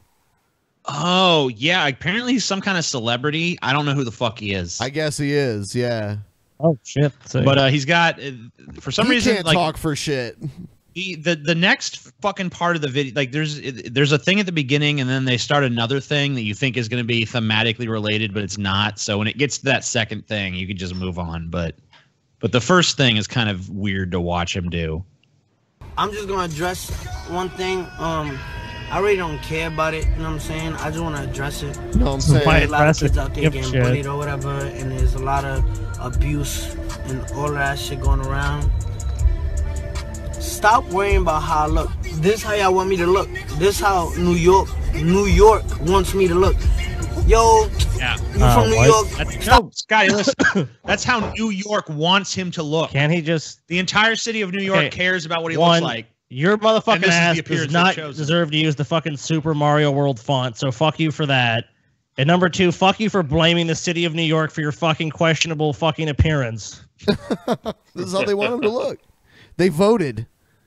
Yeah. Didn't you remember that election? Should he cover his face in shitty fucking prison quality tattoos or not? And No. everyone voted yes. Well, no, you see, there was a point in his life where he either went out of his way or was offered those tattoos, and he should have said, "No thanks, that sounds like a terrible idea. I'd rather do something else productive with my time." Stop looking like a faggot. Stop looking like... Let me be the way I want to be, you know what I'm saying? There's people out there being themselves. Stop worrying about me and worry about yourself. You know what I'm saying? Go. Again, what did he do? I don't know. Why is it that people with the largest, most conspicuous tattoos always are the ones on their fucking high horse telling you how tired they are of people asking them about their large, conspicuous tattoos? It's you need that attention, you need that validation. Why are you getting on this fucking soapbox every few months telling people you're tired of it?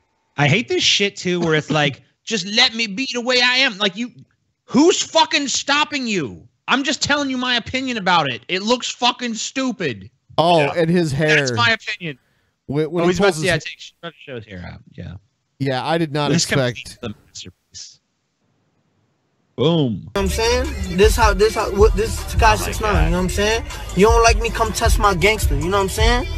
That's all I gotta say, you know what I'm saying? Stop. You know what I'm saying? Everyone look at me. Everyone look at me. Everyone looking at you. Don't look at me. Don't make fun of me. Stop.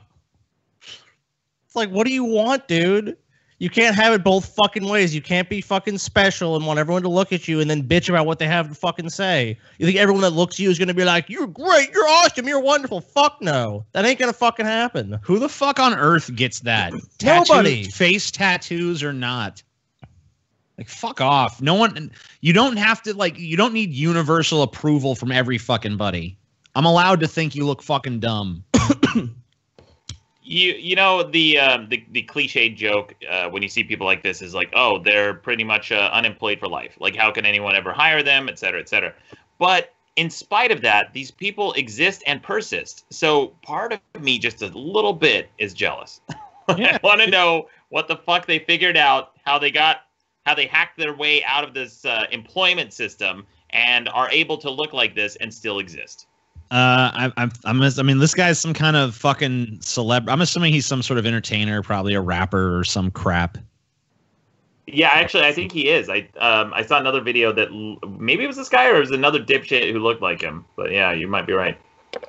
Yeah, so I'm thinking that's probably what this. I mean, you know, some kind of celebrity. So I don't know. I know nothing about the fucker. I just saw this and was like, okay, this is classic. We got to show this fucking guy bitching about how at me and my fucking crazy tattoos and my red hair and shit. Here's a video about the porn industry and its negative effect on men. And if you look at porn, you have a porn addiction. Oh, good. Hi there. So, in today's video, I want to address yet another taboo issue broad pronouncement of how the world works. Talk about enough, and that is the porn industry and the effect it is having on men. And before I get into it, I want to make it clear that I'm not talking about... Dude, I can't wait till there's some kind of porn version of this video, you know? Oh, that'd be great, dude. A guy just comes out and starts fucking her mouth, dude, and it's just like... Hey, you just get a porn actress to redo this whole script, but then at the end, a dude comes and starts her face, you know? Independent porn producers, cam girls, etc. I'm referring to the big companies that pay performers and the websites that allow all sorts of content to be readily available to anyone within a quick search. The way I see it... you know why those sites exist, dumbass? It's because there's something called demand for it. No. It's not like humans were just these perfect little creatures before the internet came out, and then it's like, no, this is just exposing that people want to see people fucking or naked, and they're willing to pay for it. So but she said she's okay with like independent stuff, but it's the companies, like the corporate part of it, I guess. I don't know. Yeah, because in America and across the world, giant corporations don't really just run our lives to begin with. That's not going on already. It's the companies. Yeah, like, porn should be the one thing they don't control.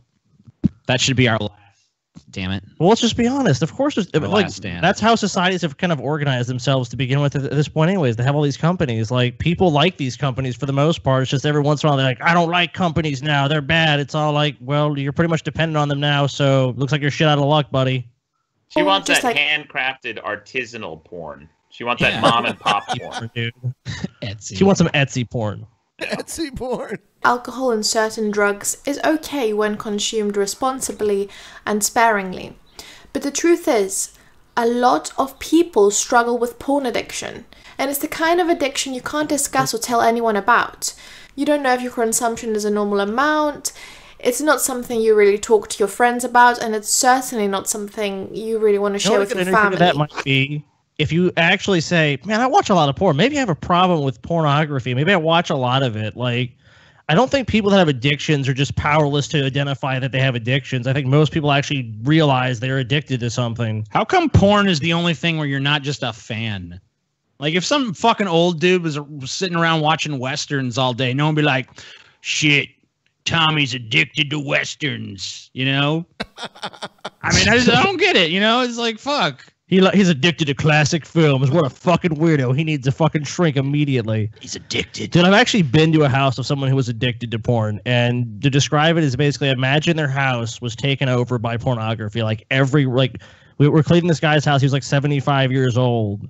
And we had contractor bags. And we literally filled 5 of them to the brim with just fucking like porn magazines. And that was not even 1/10 of his collection. It wasn't even close. Like, he'd have like those junk removal companies come and take fucking just like entire like fucking the like boxcar things like filled with fucking pornography. Like his house had just become a shrine to his porn addiction. Once again, though, like if a dude fucking filled his home with all the Western paraphernalia and shit, like you might think he's weird, but you just it's a cultural thing. You know, he collects antiquities from the old West. Well, yeah, I mean, look, it's like there's like the show Hoarders and the show Pickers. It's like how you look at it. You know what I mean? Yeah, that's true. You can like it's on one show. It's like this stuff is valuable and cool. Yeah, this is really we love going through people's collections. And other shows like Uncle Joe has a serious fucking problem. I guess so. I guess it is just a matter of perspective, like many things.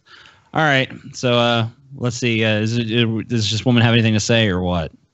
I mean, you know, she just talks about how porn is put out there for us to get addicted to. I really don't like the way she shoots her fucking video.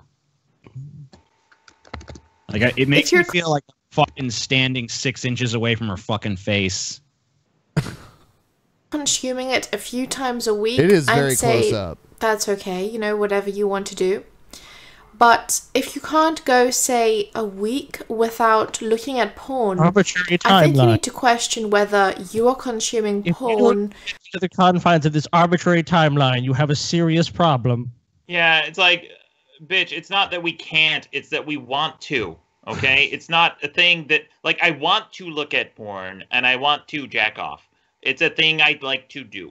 And it's not, there's no arbitrary timetable or amount that you're supposed to or not supposed to do. It all goes back to this puritanical belief in this country and the world that somehow sex is bad and wrong. And TJ, I actually wrote about this in the book, the chapter, Fuck Your Objection to Sexual Objectification. We objectify people all the fucking time. And I gave the example of how I walked into a grocery store and they have those automated checkout machines, right? Where you pay and leave and you don't have to say anything. Well, oftentimes I've gone into a grocery store and I've paid for something without saying anything to the clerk. I just paid for my thing and then left. So essentially, I have treated that human being like a machine. I have objectified them.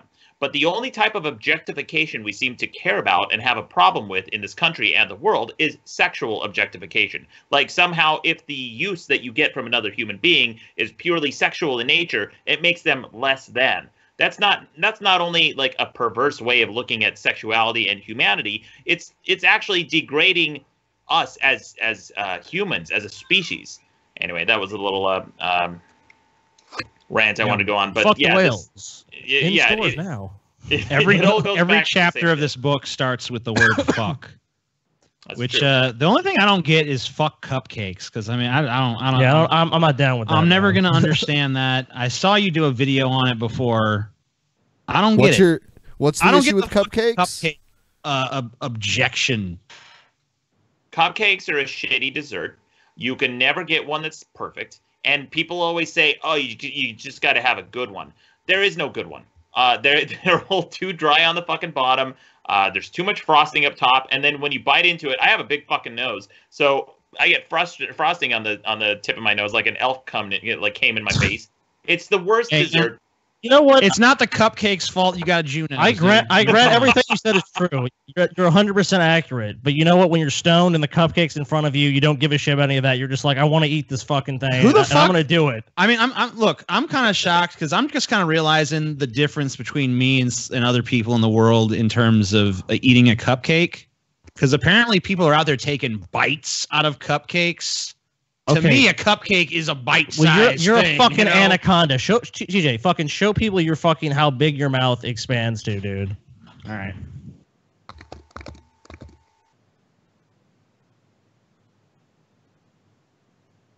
TJ eats like a bowl of cereal in like 3 or 4 fucking bites. He like drinks it's it. Like, yeah, I know, dude. It's like it's nothing to TJ. Like I've seen you eat like 5 bowls of cereal just one after the other. Like, it's so loud when he does it. It's like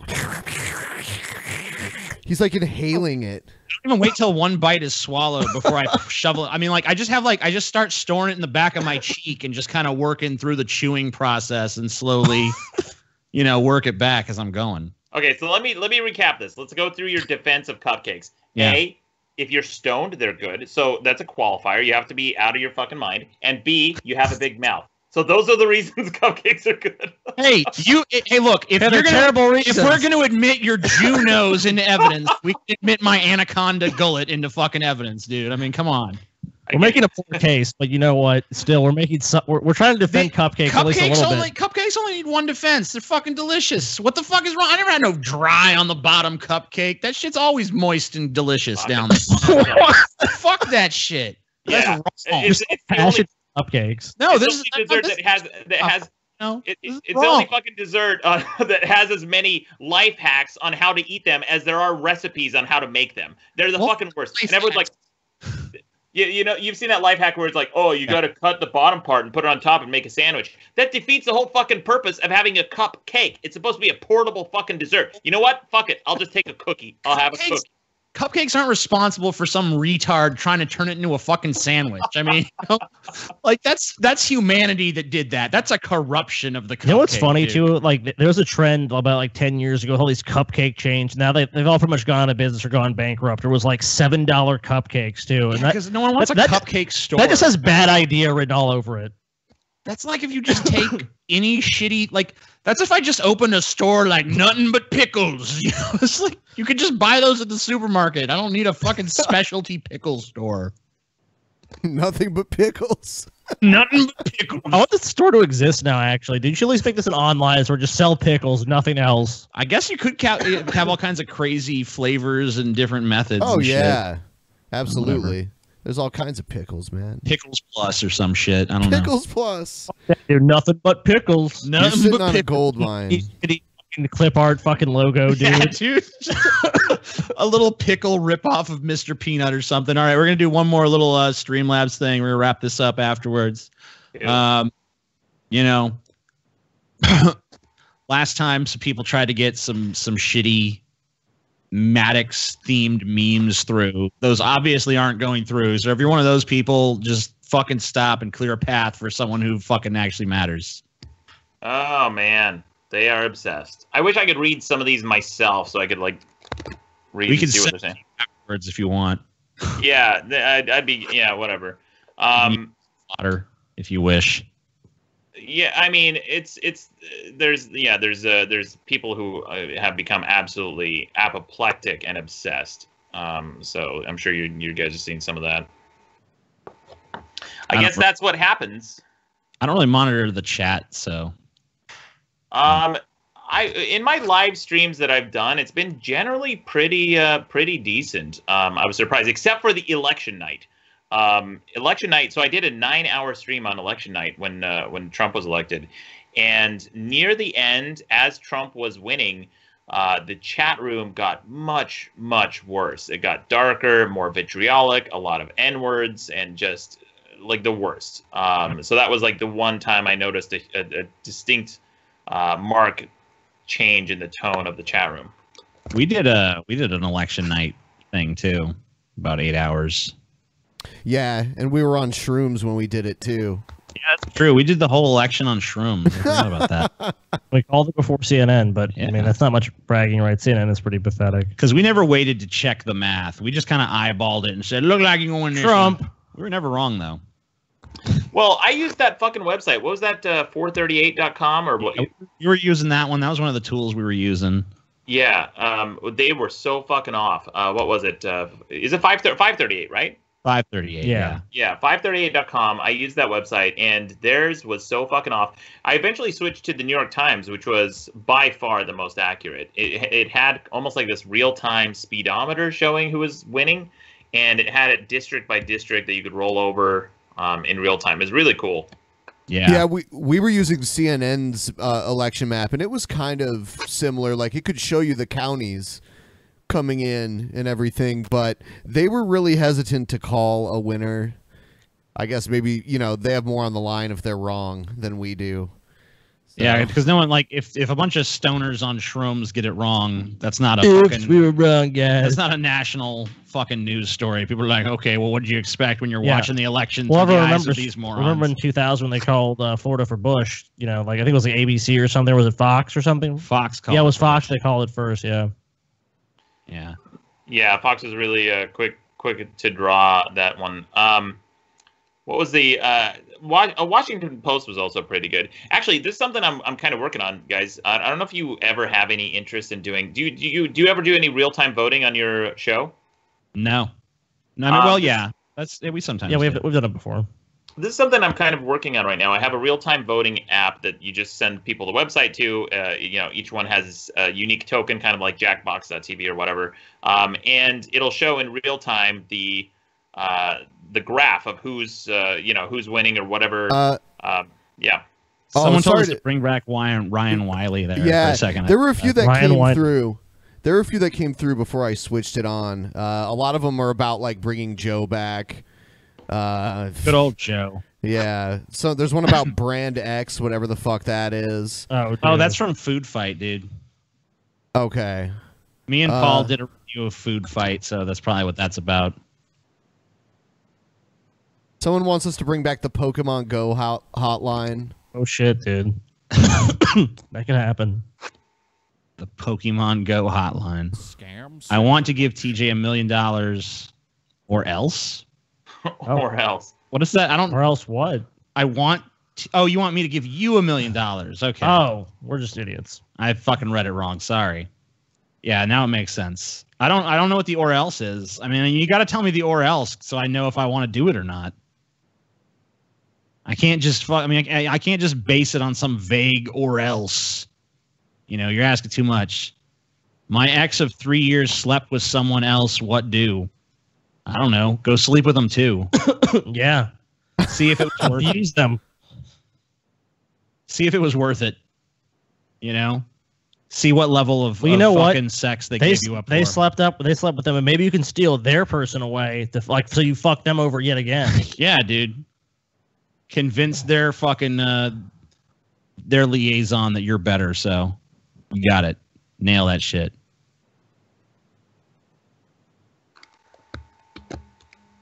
Man, look at that timer going. Number gets fucking hypnotizing. I think it's the weed you've been smoking. Whoa. Or legal tobacco. Whoa. 9:33. It's deep. I'm actually just looking at your screensaver, which is like this weird, just like plane of like, what the fuck is it? Like just polygons or some shit? Yeah. And then it's just like a fucking purple sun and this just black background. It's just like, what the fuck, See if there's any of these other fucks I disagree with. Other fucks? Yeah, I'm looking. Fuck whales. Fuck tables. Fuck horses. Fuck trees. Fuck families. Fuck cupcakes, the contentious one. Yeah. Fuck folksy wisdom. Fuck silhouette photos. Fuck fictional serials. Fuck poetry. Fuck your weight loss insecurity. Fuck children, but don't. Fuck online reviews. Fuck dichotomies. Fuck dog lovers. Fuck your objection to sexual objectification. Fuck your shitty opinion. Fuck being offended. Fuck abstraction. Fuck your racist witch hunt. Fuck being proud of who you are. Fuck following your dreams. Fuck censorship. Fuck bodies. Fuck the approval of your loved ones. Fuck old ideas. Fuck raising awareness. Fuck being cold. Fuck feigned sympathy. Fuck people who want to get rid of jerks. Fuck vegetarians who won't eat leftover meat. Fuck your arbitrary sympathy complex. Fuck stupid relationship questions. Fuck hard decisions. Fuck captchas. Fuck environmentalists. Fuck baby talk. Fuck parents who don't want my parenting advice. Fuck the Eighth Amendment. Fuck soulmates. Fuck people who are afraid of lightning and thunder. Fuck trigger warnings. Fuck people who agree with you. Fuck maternity and paternity leave. Fuck rhymes. Fuck ants. Fuck your opinion on humanity. Fuck you. Then acknowledgements, notes, and illustration credits. So I'd say I agree with a fucking solid 85% or so of those fucks. It's not bad. You're only 15% wrong about things, Maddox. It's good. Well, you're 100% wrong about me being 15% wrong. Wow. So do that math.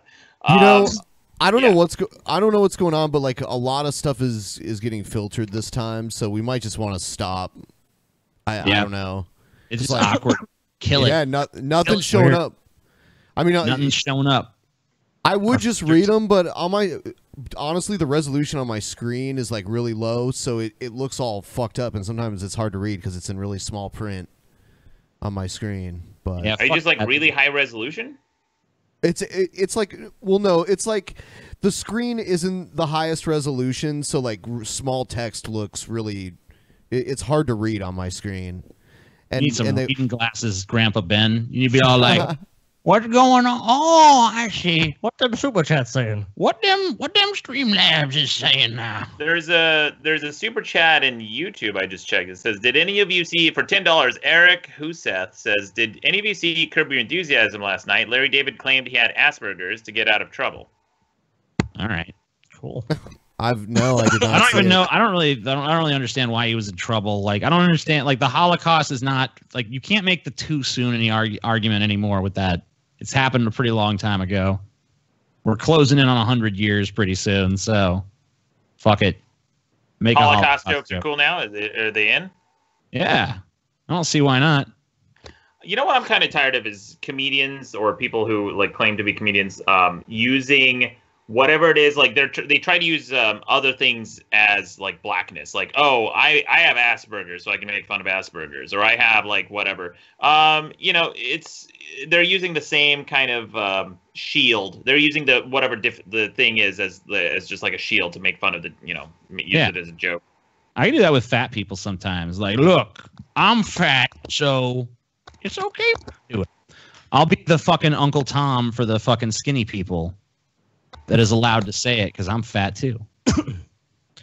We can say about fat white men, not women. Yeah, I mean, obviously, I'm not allowed to say anything about any woman ever. I used to be really fat. Like I was like, I don't know, like 252, 250, 60 something pounds, whatever. And like it was, you know, the highest I'd ever weighed. And some girl, like I made a fat joke or something. Some girl pulled me aside at a party. She's like, "It's not fucking funny to make fun of fat people." I'm like, I'm fat. Like, how about you fuck off and let me, you know, cope and deal with however I want to, you know? Yeah, it doesn't make fucking sense. Yeah. People suck. People always suck. That's a pretty good law of the universe, I feel like. If humans matter to the universe, People maybe. always suck. Always. Pretty much universally. All right. Yeah. So I just ended it because they're not coming through. We're gonna have to go through the list and like reevaluate, you know, what we've got on it and everything. We're gonna have to. Episode. Oh, here's one that came through. TJ, what would you do if Ben banged your ex from 3 years ago? That's his prerogative. I ain't lay no claim to that no more. Who fucking cares? You don't give a fuck, dude.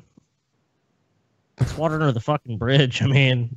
I don't understand people who get mad if someone bangs their ex. TJ, what if someone banged your ex from 10 years ago? Would you then be mad? Well, yeah, obviously. Slightly less. It's our 10th anniversary. I can't believe one came through all of a sudden. That's pretty weird. Anyway. There's one in the chat room, too, in the YouTube. Says, Neil Bogg says, "What was it like on Penn and Teller? Did you feel they treated you fairly?" There was so I was on an episode of Penn and Teller's Bullshit a long time ago. I remember. The old people episode. The old people episode. So years later, I made like a rebuttal to that video, and talked about basically how they chopped up my interview and took things out of context and didn't represent me fairly. Because my argument against old people was, when they asked me like old people smell, I said, yeah, they probably smell because their sense of smell has deteriorated over time. And so they overcompensate by putting on too much cologne and not showering enough. So that's probably why the expression old people smell comes about. Well, of course, they didn't use any of that in the interview. So I made this video explaining my side of the story and saying what happened. Well, Penn Jillette did something very classy. He just immediately apologized. He's like, yeah, man, that was not one of our best episodes, and he apologized. So that was kind of cool. But I didn't meet Penn and Teller themselves. They sent some line producers out to interview me. I figured that they were not going out there because, I mean, they were doing the big Vegas show and shit every few days. I didn't see how they would possibly have time to go out and do much other than just show up to do the little host segments that they put in between. Right. But yeah, I mean, that was interesting seeing you on there, even though they kind of like, I don't know, did this weird dismissal thing. Like, nope, this guy hates old people. Old people are fine. Yeah, we're right. He's wrong. This guy's a dick, basically. Yeah, that's kind of the treatment. Well, I know. Yeah, whatever. That's how it goes. I was never on an episode of bullshit, so I don't know how they would treat me. Chop it up, make it seem like I said shit I didn't say. Well, I honestly, old people do suck, though. I mean, that's legit. You know, I mean, like we, you know, you can say what you want, and look, everyone's got their fucking, maybe they love their grandma or some shit, but like just old people in general, like they fucking suck. I mean, we can all admit that they're fucking slow, they're stupid, they can't run shit. They can't anything drive. that's fucking happening in front of them. They don't understand. Like if there's any piece of technology involved, they're like, they don't fucking get that at all. There's pretty much nothing. Can't even, like, if you're behind them in line at they don't even know how the fucking grocery store and shit works, I mean, like, even shit they've been doing their whole lives is just confusing and so, I mean, whatever. So what's the perfect age to die, TJ? I don't know, probably like 65. Die before you get into that awkward 70s shit, Still got your brain intact for the most part. I think it's 65 if you ever had one. But TJ, think about this. When you hit that age, though, you always get what you want in life because, like, you're lazy, so you'll be able to shit your pants with no consequence. No one will look at you funny. They'll be like, why'd you shit your pants? Like, you're old. I'm old. Fuck you. Yeah, you can walk out of the store and shit. You're like, I'm old. I can just, like, so you'll have some benefit. Yeah, you can just go in the store and steal shit and just act like you fucking forgot to pay. Like, oh, I thought I already paid for this, young man. So, yeah, you could definitely scam the old thing. That definitely works. All right, so thank you guys for tuning in. MADDOX, you want to say any final words of wisdom? Oh, shit. Turn that shit off. Going off. Scary. I didn't even know it was still on. Those are MADDOX's final words. Maddox was like, shit. It's that one. Just a timer. Go away. Fuck. All right. No, I guess, just tell everyone to fuck off.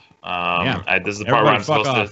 Yeah, this is the part I'm supposed to plug my shit, but, honestly, I don't give a shit. I'm just going to keep putting stuff out. I always will, to the chagrin of my detractors. There's a lot more coming on the way. Oh, I will say this. I'm going to be on the Adam Carolla show. So stay tuned for that. That'll be a lot of fun.